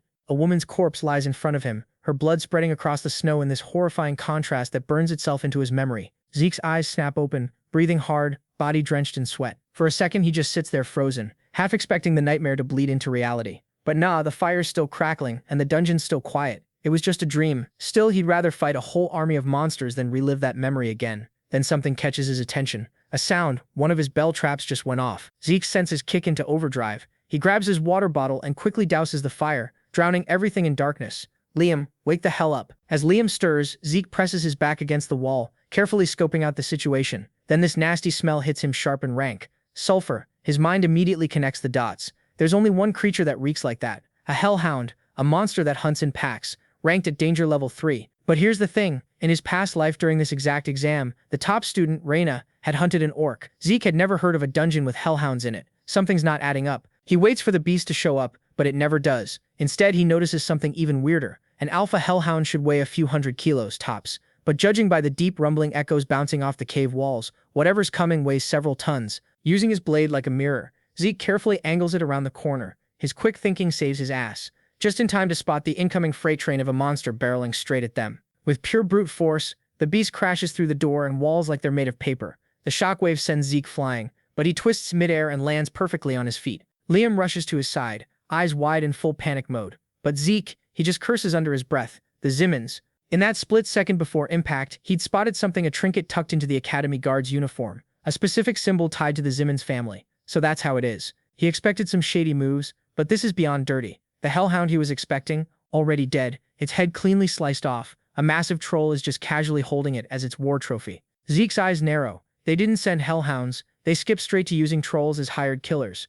Liam, meanwhile, is frozen in pure terror. Trolls are rank 1 monsters that are at least 2 levels higher than the usual difficulty of these tests. Liam finally snaps out of it and steps up with his sword, telling our boy, "I'll hold it off. You run." Zeke just laughs, and then he pushes Liam aside and says, "Don't ever say dumb things like that again. I don't ditch my people when it matters." Then adds, "Don't believe in me. Believe in yourself." Because Liam's not weak. Zeke knows it. As a test, Zeke hangs back and lets Liam cook. The moment he does, Liam's stress evaporates and he goes in. They rush the troll from both sides, slicing it up in sync. Zeke's deliberately holding back to match Liam's pace. And honestly, our boy's landing clean hits on the troll's tough-ass skin, and even targeting the joints, but Liam's still green. One mistake and the troll's spiked club nearly turns him into paste. Zeke instantly closes the gap, blocks it like it's nothing, and slices the weapon clean in half. Liam stumbles back, apologizing, but Zeke's like, "Nah, you killed it for your first real fight." Now the troll's pissed, weaponless, and ready to throw hands. Before Liam can mess up again, Zeke steps in. "Alright, I'm ending this." So our boy Zeke just absolutely demolished this troll in like 2 seconds flat. The poor bastard didn't even know what hit him before he was turning into ground beef. The kill nets Zeke 30 karma points, which is pretty solid, plus it'll boost their exam score. While Liam's busy harvesting whatever useful bits he can from the corpse, Zeke gets hit with a new system notification. Hunt 100 monsters from 10 different species in 72 hours. The reward? Double karma points on every kill plus 2 mystery boxes. Our boy sees that word double, and his eyes literally light up with greed. He's already doing the math in his head. Now killing 100 monsters in 79 hours? Easy mode. The real problem is finding 10 different species when most dungeon exams only have like 4 types max. But then Zeke remembers, oh yeah, the Zimmon bastards rigged this whole place trying to get him killed, which means they probably stuffed it with all kinds of high-tier monsters. Joke's on them though, because that's exactly what he needs right now. So while he's got to juggle this quest, survive, and score well on the exam, Zeke's like, yeah, I got this. After Liam finishes looting, they head deeper into the dungeon. Time to hunt. Cut to a montage and things are moving fast. A pack of burning wolves wiped out. 56 hours left. A goblin nest. Absolutely farmed. The kill count's skyrocketing, and their loot bags getting heavy as hell. 39 hours remaining. Then they face off against this giant bat with sonic attacks that could rupture your eardrums, but they take it down too. For the past 2 days, it's been the same routine: kill, camp, rest, repeat. By the final day, they've racked up enough kills to secure a solid exam score. They're chilling by the campfire when Zeke asks Liam how he's handling real combat. Liam, humble as always, scratches his head, saying he feels like he's got a long way to go. Which, yeah, nobody gets used to all this bloodshed overnight. That's pretty normal. But Zeke's got bigger problems. The timer's running out, and he's sitting at 99 monsters from 9 different species. He needs one more species, but can't find it anywhere. He's been so desperate he's even tried killing leeches and finger-sized bugs, but the system's like, nah, doesn't count. Zeke's getting frustrated because these damn Zimmons went out of their way to fill this dungeon with powerful monsters to kill him, but somehow couldn't do it properly enough to give him that 10th species. Then suddenly Zeke's spidey sense goes off, and the ground starts shaking like crazy, with rocks bouncing everywhere. Liam's looking around, all confused as the tremors get worse, cracks spreading across the floor, the whole damn cavern's shaking. Zeke knows exactly what this means. He books it toward Liam, drawing his sword mid-sprint, screaming, drop the bag and move, but Liam's too slow. Zeke shoves him out of the way right as something massive bursts through the ground. Blood goes everywhere, painting the whole cavern red. Liam's brain just shuts down, full panic mode, when he sees Zeke's sleeve all torn up and his left arm looking like it went through a meat grinder. He rushes over, but Zeke just waves him off like it's nothing. Chill, it's not even my blood. Turns out our boy had the big brain play to push Liam and counterattack at the same time. Then the real problem crawls out of the hole, a massive nightmare-fueled dungeon worm. Liam's throat goes dry because these things normally need 8 purple knights just to take down. This was the Zimmons' ace in the hole, their final screw-you trap. Liam's frozen, watching this tunneling monstrosity tear through the cavern like a runaway train. He wants to help but knows the harsh truth: he'd just get in the way and probably die. So instead, he starts frantically digging through their supplies, looking for anything that might help. Meanwhile, Zeke's going absolutely nuts, deflecting hundreds of razor-sharp fangs flying at him from every angle. The worm's literally eating through the earth as it moves, which means they're on a ticking clock. If Zeke doesn't end this quick, they're either getting buried alive or turned into human sushi. The monster lunges again, drilling through solid rock. Zeke sidesteps at the last possible second, ducking just inches from getting pancaked. Now he's got an opening. When the worm surfaces for air, Zeke lunges hard, jamming his blade deep into its nasty, pulsating gut. The strike hits, but it's not enough to kill it. He grits his teeth and rips the sword through its flesh, carving it wide open. Purple bile and blood just explode from the monster's mouth, splattering everywhere. The thing's thrashing like crazy, but Zeke's not done. The man is in full murder mode now. Just as he's about to land the killing blow, the ground beneath him gives out. He stepped on a hollow section, totally throwing off his balance. The worm sees its shot and wraps around him like a giant anaconda. The pressure's insane. Zeke feels his bones creaking and organs getting squished. He coughs up blood as the worm keeps squeezing tighter, trying to snap him like a twig. Then, out of nowhere, a sword stabs into the worm's hide. Liam straight up ignored orders and charged in anyway, stabbing the beast to pull aggro. The attack doesn't kill it, but it makes the worm loosen its grip just enough. Zeke's auto-heal kicks in, patching up his busted organs, and that's all the opening he needs. He twists free, does this sick flip through the air, and lands at a safe distance. Liam, what the hell did you just do? Zeke asks. Liam holds up his sword, explaining he coated it with anesthetic. Zeke's eyes go wide because the main ingredient in that anesthetic is belladonna, which for worms is basically instant death poison. Despite all the pressure and chaos, Liam remembered the worm's weakness and adapted on the spot. This right here, proof of his natural talent, a glimpse of the mercenary king he's going to become one day. Respecting the clutch play, Zeke decides to let Liam in on the final attack. Fully healed up, he explodes forward at max speed, literally running up the worm's massive body to yank out his embedded sword. He locks eyes with Liam and gives the signal. Liam grits his teeth, pouring everything he's got into one last stab, pumping more belladonna poison into the monster. The worm crashes down hard, spasming like it's having a seizure. That's Zeke's cue. He activates Soul Manifestation. His blade lights up with this sick purple aura. One clean, smooth slash, and the dungeon worm is cut clean in half. The corpse drops, twitching a few times before going completely still. Zeke lands looking cool as hell, while system notifications start flooding his vision. Quest complete. All his karma points just doubled like promised. Plus he got 2 random loot boxes.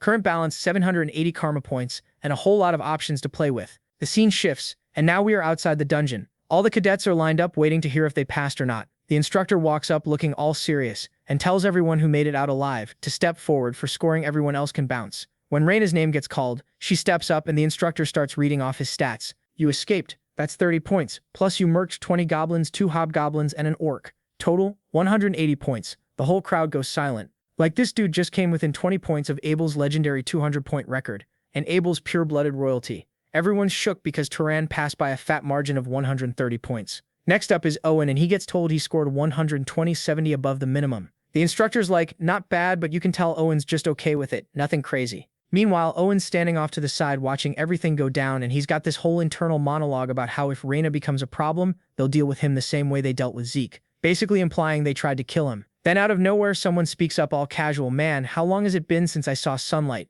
Everyone turns around and there's Zeke walking out from behind some rocks, casually carrying a severed monster head like it's a grocery bag. The entire crowd loses their shit. People are whispering, how is he alive? Is that a dungeon worm? Wait, wasn't the orc supposed to be the boss? Then Liam steps forward and just drops an urn on the ground without saying a word. Zeke looks straight at Owen with this smug grin and goes, you look surprised. Don't tell me you're actually happy to see me. Owen's jaw clenches and he mutters, cocky bastard. Zeke crouches down, still grinning like a menace, and says, that poker face of yours is way better when it cracks. Owen doesn't even respond. He just turns around and storms off. As he's walking away, Zeke calls out, leaving already? And Owen's muttering under his breath about how purebloods always treat him like trash, and how one day they'll all pay for it. Some cadets are standing there gripping their tokens, not knowing what to think, and Zeke just shrugs and says, terrifying, in the most sarcastic tone ever. Then Instructor Andre steps up looking pissed and asks, are you finished showing off? Zeke's like, it's been a while, and Andre pulls on some gloves, ready to do the evaluation. Zeke glances at the worm head and asks if they really need to do all this, but Andre shuts him down immediately, saying as long as he's evaluating, nothing gets skipped. He notices Zeke's collection bag is missing, and Zeke admits he lost it. Andre crouches down and starts inspecting the worm's head super closely, and here's where it gets wild. The worm had actually ambushed Zeke and eaten everything he'd collected over 3 days, so Zeke killed it and took its head as proof. Andre's examining the teeth and finds traces of gremlins, goblins, hobgoblins, hellhounds, orcs, and even a troll stuck in there from previous meals. The whole crowd gasps again. Andre stands up and announces that to keep things fair, he'll only count one of each creature. Then he drops the bomb. Trolls are worth 90 points and worms are worth 180. Zeke's total? 368 points. The place goes absolutely silent because that's an insane score. One dude even asks what the top score was back in their day. But of course, some dude starts screaming about how it's a scam because there's only one corpse.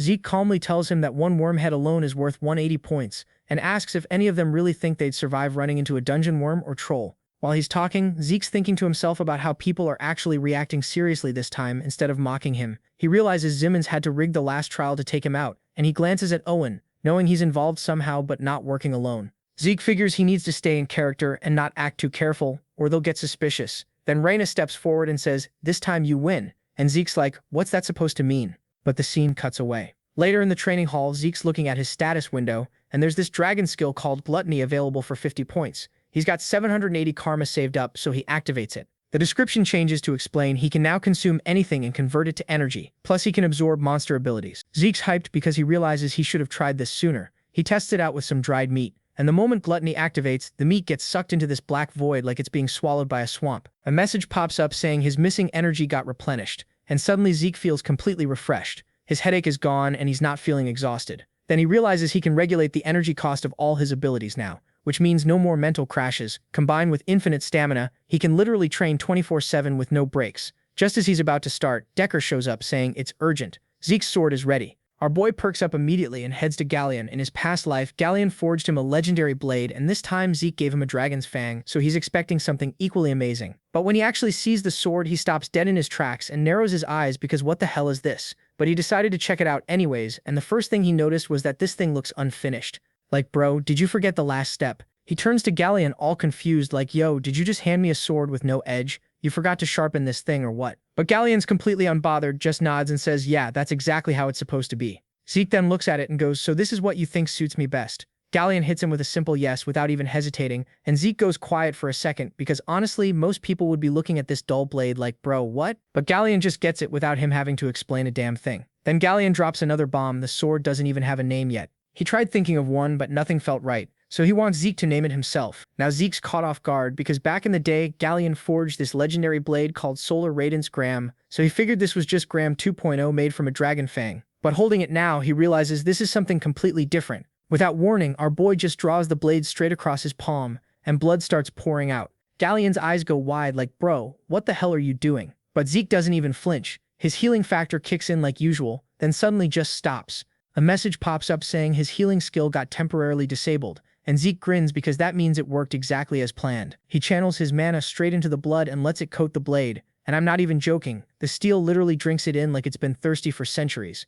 Galleon's standing there in complete shock, and it suddenly hits him. Wait, is he doing a sword naming ritual? See, this is some ancient forgotten magic from the Age of Dragons that nobody does anymore. You merge your mana into your blood, let it touch the sword, and then you pass out and drift through this timeless dream state until the weapon's true name reveals itself to you. The thing is, this ritual is insanely dangerous. So dangerous the world basically forgot it even existed because people kept dying trying it. Yet here's Zeke performing it perfectly, and Galleon's internally freaking out, thinking, how does this kid even know about this?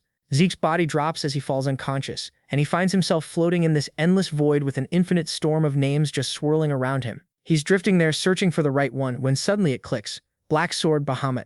A message confirms it got registered and Zeke's eyes snap open. He's back in reality, and there's red mana flickering around the blade like flames. Then it hits him out of literally every name in existence. He chose Bahamut, the name of a pure evil dragon known for destruction. He's like, yo, what is actually wrong with me? Galleon steps forward looking impressed as hell, saying even the dwarves barely remember the sword naming ritual exists, let alone how to perform it. Zeke plays it cool, casually saying he came across it while studying some old dragon history texts. He glances at his wrapped palm and jokes about how it's been forever since he actually needed a bandage for anything. Galleon bows slightly and tells him to rest up while he goes to grab something he's been meaning to give him. While waiting, Zeke realizes he can actually shut off his passive skills now, which is huge, because it means he can hide his abilities whenever he wants, instead of walking around like a walking status screen, revealing everything to anyone with analysis skills. Then he looks at the sword and another message appears saying some features are sealed and will unlock as he gets stronger. Zeke's stunned. He's never heard of a weapon that literally grows with the user, like it's got its own skill tree. Plus, it's completely indestructible and started as a dragon fang,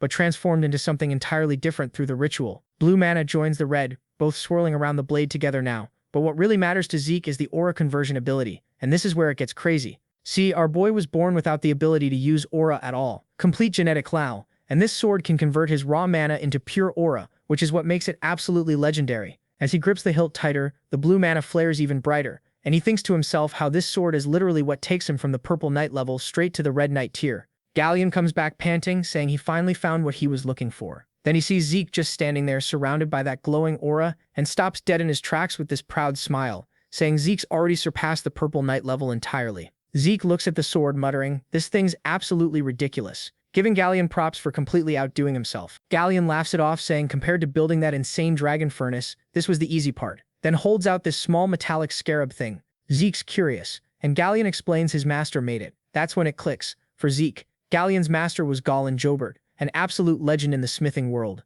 literally better than even the most famous dwarven smiths. His creations are worth more than entire noble estates. Galleon shows him how it works. You twist the dial on the scarab, and boom, it transforms into a full shield made of mithril and wyvern bone that can block almost anything you throw at it. Twist it again and it folds right back into compact scarab form. Galleon offers it to Zeke, saying it's not nearly enough to repay his kindness, but he hopes he'll accept it anyway. Zeke's like, bro, you know you could have sold this thing and built yourself like 3 new furnaces, right? But Galleon says there's no way he'd sell something his master crafted to just any random person. When Zeke points out it's worth tens of thousands of gold pieces, Galleon's genuinely surprised by the exact number, but just shrugs, saying that's all the more reason he'd be honored if Zeke accepted it as a gift. Zeke takes the scarab and places it on the blade. Instantly, he feels this powerful surge of energy flowing through both items. He realizes this is way more than it looks like on the surface, and thanks Galleon properly, who's just happy our boy likes it. Back at the training hall, Zeke opens up one of his loot boxes and pulls out these heavy dark gauntlets made of meteoric iron, which is rare as hell and nearly impossible to refine properly. A message pops up saying there's a special ability locked on them that requires the full meteoric iron armor set to activate. Zeke realizes these aren't just random loot drops, they came from those surprise quest rewards, and he'd assumed they were just basic treasure chest filler items. Clearly he was dead wrong about that. He turns to the second box, curiosity completely taking over now, flips it open and his eyes go wide. What the hell is this? Robert thought he'd find a kick-ass weapon, but nah, it's just a dusty old map. Before he can even be properly disappointed, the system hits him with a notification saying he just unlocked a map tied to someone called Grandmaster Kaiser. That name's ringing bells, and Zeke's putting two and two together, realizing this might be connected to the hero King Kaiser. You know, that legendary dude from the old tales about the Knights of the Clock Tower who supposedly founded the entire kingdom of Krons.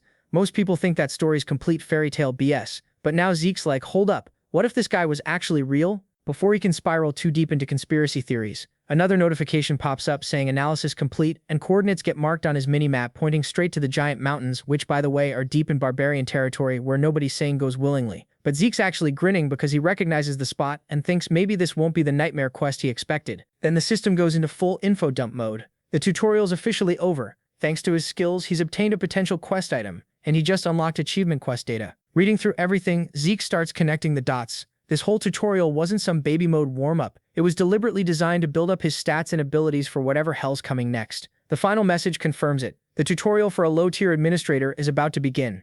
Zeke doesn't even flinch because he knows the kid gloves are off now. He checks the reward list and his eyes light up because these rewards are on a completely different level from the trash he's been getting. He cracks his knuckles and opens his status screen, finally ready to spend those points he's been hoarding. The system responds instantly. 50 points get dumped into unlocking level 2. Draconian skills, bro unlocks and upgrades a bunch of skills and saves 400 points for later. Another notification, Draconian skill activated. Zeke looks down and his hand starts straight up morphing into this terrifying scale-covered dragon claw. He decides to test it out and unleashes a burst. The sheer destructive force shocks even him. It's way stronger than anticipated. Then he grabs his sword and activates dragon scale armor. And instantly, these sleek, badass scales ripple across his entire body, forming this protective layer. To test it, this madman swings his blade at full power right at himself, and instead of turning into sushi, the strike just bounces off harmlessly. He didn't even infuse aura into that hit, and it didn't leave a single scratch. To Zeke, this armor's durability is like wearing reinforced plate mail even butt naked.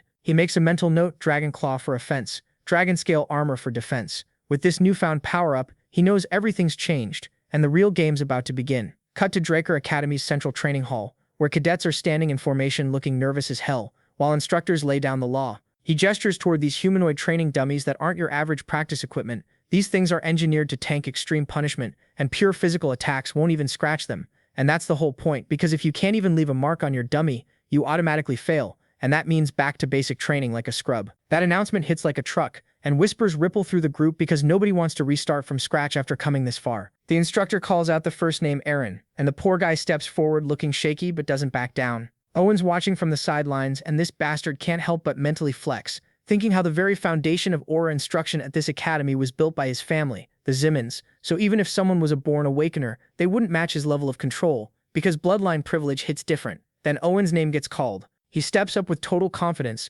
draws his sword and starts channeling aura. One student goes, "Wait, is that sword resonance?" One instructor raises an eyebrow, genuinely impressed, saying at 13 that's pretty rare. Another nods like, well yeah, makes sense, he's from the Simon family. Owen barely pauses before slamming his sword into the dummy, shattering it cleanly in one smooth strike. Laughter and applause erupt and pride surges through him as he glances over at Abel with this smug-ass look. The instructor claps once, saying, "Well done, impressive," and Owen's practically glowing as he walks over to Abel, giving him a friendly shoulder pat while starting to say something cocky. But Owen immediately cuts him off, brushing his hand away and telling him not to be so smug because it's just rude and annoying. As the line keeps moving, instructors start noticing something weird even though nobody's outright failing. A bunch of cadets seem rattled, clearly thrown off by Owen's performance setting the bar stupidly high. From the sidelines, Raina's quietly observing, noting that even though every student in the special class can channel aura, only a few actually stand out. She takes a breath and steps forward. "Instructor, I have a request." He turns to her asking what's up, and she says calmly, "I'd like to be evaluated under the dragon-slaying art standard."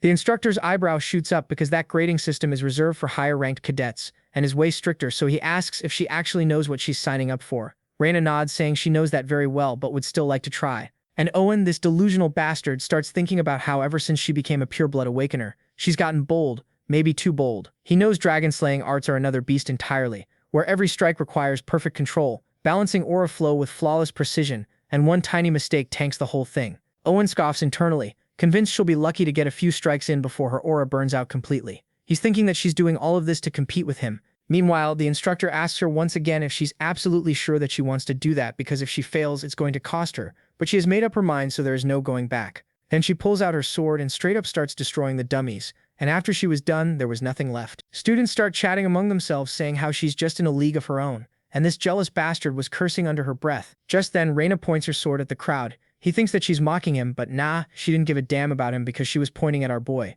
Alright, so Zeke's standing there realizing what Raina just pulled, and he's like, ah, here we go. He knows if he backs down now, this girl's gonna roast him for the rest of his life. So he throws his hand up and says he wants to take the dragon-slaying arts evaluation too. One of the instructors immediately gives him that look like, bro, are you serious right now? You think this is some joke just because Raina made it look easy? She's a pure-blood awakener, kid.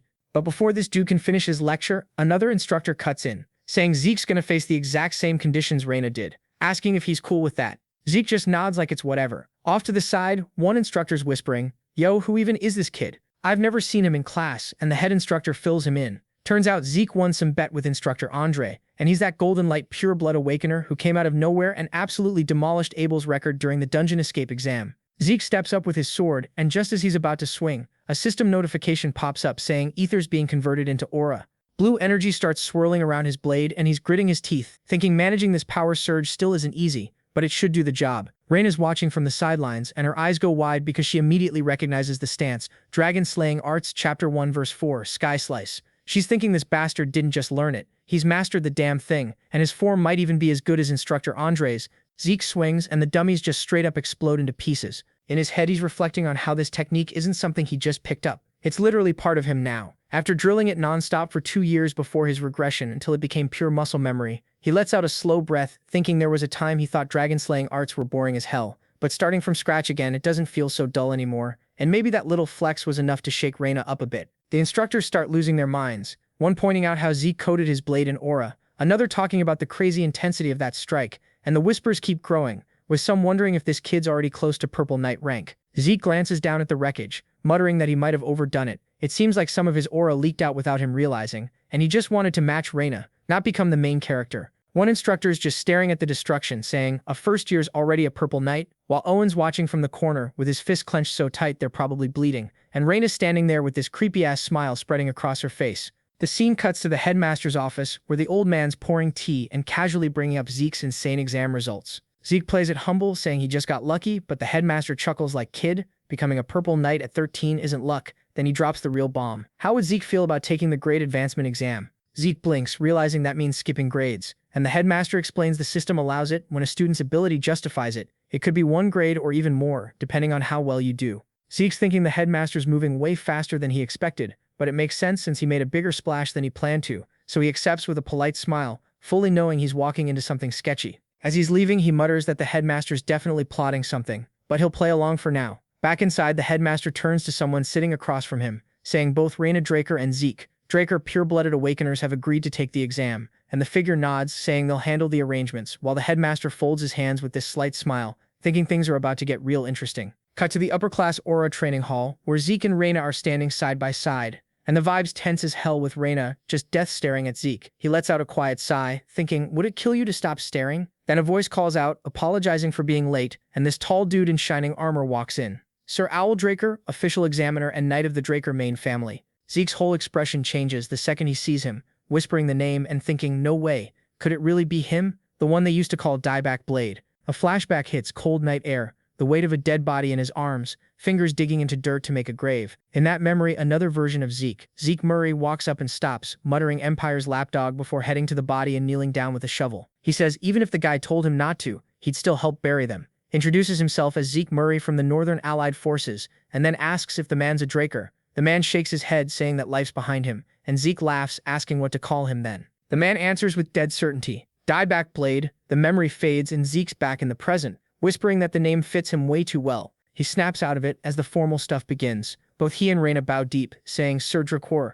An instructor steps forward, laying out the exam rules. It follows the alumni cradle method, a sword duel with no time limit that only ends when somebody yields or gets knocked out, so go all out. Raina immediately steps forward, saying she'll go first, but Dieback calmly raises his hand and says there's no need to take turns. They should both come at him at the same time. Hearing that, both Zeke and Raina just stop dead, because hold up, that's not how things normally go down. Zeke looks over at Raina with the most bored expression and tells her to calm down because there's a huge skill gap here, and whether they like it or not, the test has already kicked off. Raina shoots him this look that could kill, but our boy doesn't even flinch. He straight up tells her that running in like an idiot will tank her score. She doesn't say anything back, just stares ahead, getting all serious. And Zeke's hiding this tiny smile, thinking, okay, cool. At least she's not completely stupid. He leans closer, saying they only need one good hit, and he's already figured out how to pull it off. They both get into position. Owen pulls out his sword that looks like a katana, and for some weird reason, Reina's ego took a hit from the whole fight together thing, but her pride isn't going to win this fight. This isn't some honorable showdown or who's got the bigger balls contest.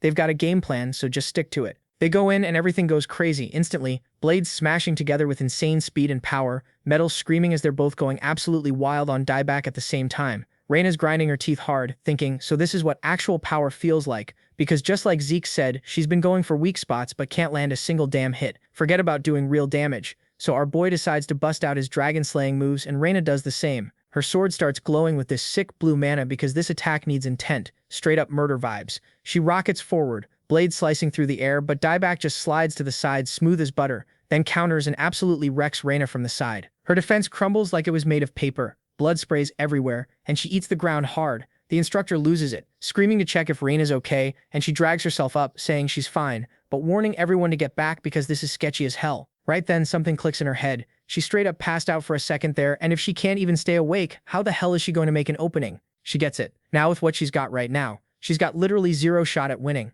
Raina's eyes get all narrow, looking mad because there's no way she's pulling some cheap move like that. She's not about to trash the honor of a real fight with sneaky tricks. Zeke just shrugs, not caring even a little bit, saying honor doesn't keep food on the table. And this isn't some fantasy night story, it's a test to see if they can actually kill stuff, and then slaps her shoulder like that ends the discussion. Raina lets out this annoyed sigh, remembering she was the one who wanted his help. But does this dude really think just having a plan can beat a monster like dieback? Zeke's confidence doesn't shake for a second. They're not trying to overpower him, just crack open a tiny window for one good hit. That's literally all they have to do. He brings up their fight back at the cradle, asking why she didn't grab the rope, and Raina glares, thinking back like, I didn't see you pulling that kind of move coming. Exactly, he says, and dieback won't either, tossing his sword onto his shoulder. Zeke points at her, saying to wait for his signal because it will work just one chance. Then without letting her answer, he bolts like a maniac. The edge of his sword lights up as dragon-slaying moves activate, energy running down the blade like it's catching fire, and dieback's eyes get serious, spotting the technique that's Sir Dexter's style. Super smoothly, he dodges, but Zeke's smiling, thinking, no more playing nice old man. Their swords crash together and this explosion of light goes off between them. Dieback actually stumbles, jerking back for half a second, catching a flash in the mana. His eyes go huge, recognizing mana inheritance, the pure light of a real awakener flooding the whole damn room in a blinding flash. Dieback mumbles that just blinding him won't cut it, but there's doubt sneaking in. How the hell is Zeke still moving so cleanly inside this spinning darkness? Shadows are swallowing everything, but he's sliding through like the light's still there. Hiding in the pitch black, Zeke lets a tiny smirk show, thinking it's the perfect moment to try out his new dragon skill. Dieback gets tense because this isn't the kind of power a first year should have, but Zeke isn't fighting like one anymore. He looks at Raina, who's still stuck struggling in the dark. Unlike Zeke, she can't see Jack in here, so now he's thinking if all that power Zeke just threw out was really just to mess with his eyes. It's a trick that usually only works on rookies. But then Zeke hits him again, and dieback barely gets out of the way, except something's weird. Zeke's rhythm hasn't missed a beat. His hits are smooth, smart, and sharp as hell, and then he just disappears into nothing. Dieback spins around looking, but there's zilch, just some faint shape floating like smoke in moonlight with glowing streaks twisting through the shadows. Strange sounds bounce everywhere in the hall, movement coming from all over as Zeke's whole vibe just melts into this flawless trick, and dieback's clenching his jaw because he can't believe a damn thing his body's telling him. Then Zeke shows up again, sword ready. Eyes chill, smile locked in, and swings. Out of nowhere, alarms start screaming. This loud-ass noise ripping through the hall, and dieback's brain kicks into gear, spotting some kind of one-shot gadget with simple parts and a small build where the magic inside doesn't need to blow stuff up. Just light and sound that's enough to mess someone up bad. A huge blast goes off, Zeke throws his arms up to block his ears, and Raina makes her play. The noise slams into dieback like a truck, and he wobbles, hands shooting to his head, spitting out a curse because he didn't take her seriously, and now he's getting wrecked for it. Raina and Zeke charge in together, swords glowing as they drop a technique from Dragon Slaying Earth. Chapter 4 verse 1. Full moon slash and double arcs of energy slice through the air, about to finish this whole thing. So the whole fight's wrapped up now, and people are scrambling with stretchers to haul Raina and Zeke's half-dead asses out of there. Meanwhile, one of the instructors walks up to Owl, patting him on the back like, yo, good workout out there. And just then, Dexter strolls in all casual, looking at Owl and asking, did you really have to go that hard on a couple of kids? Owl immediately drops into this formal bow, greeting the drunk Duke, all proper and respectful. But you know, Dexter man gives zero fucks about formalities. He just slaps a hand on Owl's shoulder and asks him straight up, so how was my disciple? And I swear the look on Owl's face is priceless. Bro's having a whole existential crisis. His mind's racing back to that moment when Zeke literally yeeted his own sword just to block Owl's attack. He's thinking, this kid definitely could have counterattacked. He had the opening, he had the skill, so why didn't he? Then it hits Owl. This little monster was probably only showing techniques he thought were adequate for the fight, like our boy was out here holding back. So Owl gets all serious, looks the drunk Duke dead in the eye and says, that boy is far beyond my capacity to evaluate. Cut to the advancement meeting where the dean's asking all the teachers what they think about promoting Zeke and Raina. And after watching our boy's performance, everyone's voting yes without hesitation. As a result, Raina jumps to 3rd grade, and Zeke skips straight to 5th grade. Now Zeke's already pulled off one crazy stunt after another, so he decides, you know what? Let me chill for a bit and not get on everyone's nerves. During this peaceful era, he learns all the Gale arts from the Dexter and maintains a solid friendship with Four Eyes, but eventually bro's just too damn good for this place. The Royal Magic Academy comes knocking, recruiting Four Eyes, so Zeke has to say goodbye to him. Since Zeke's keeping his head down and not causing chaos, the 3 great families leave him alone for once. But Owl, nah, this man's obsessed. He shows up every single quarter asking for a rematch, and just like that, 2 years fly by, and Zeke graduates from the academy. Zeke returned home. Our video ends here. If you liked it, leave your like. See you next time. Bye-bye.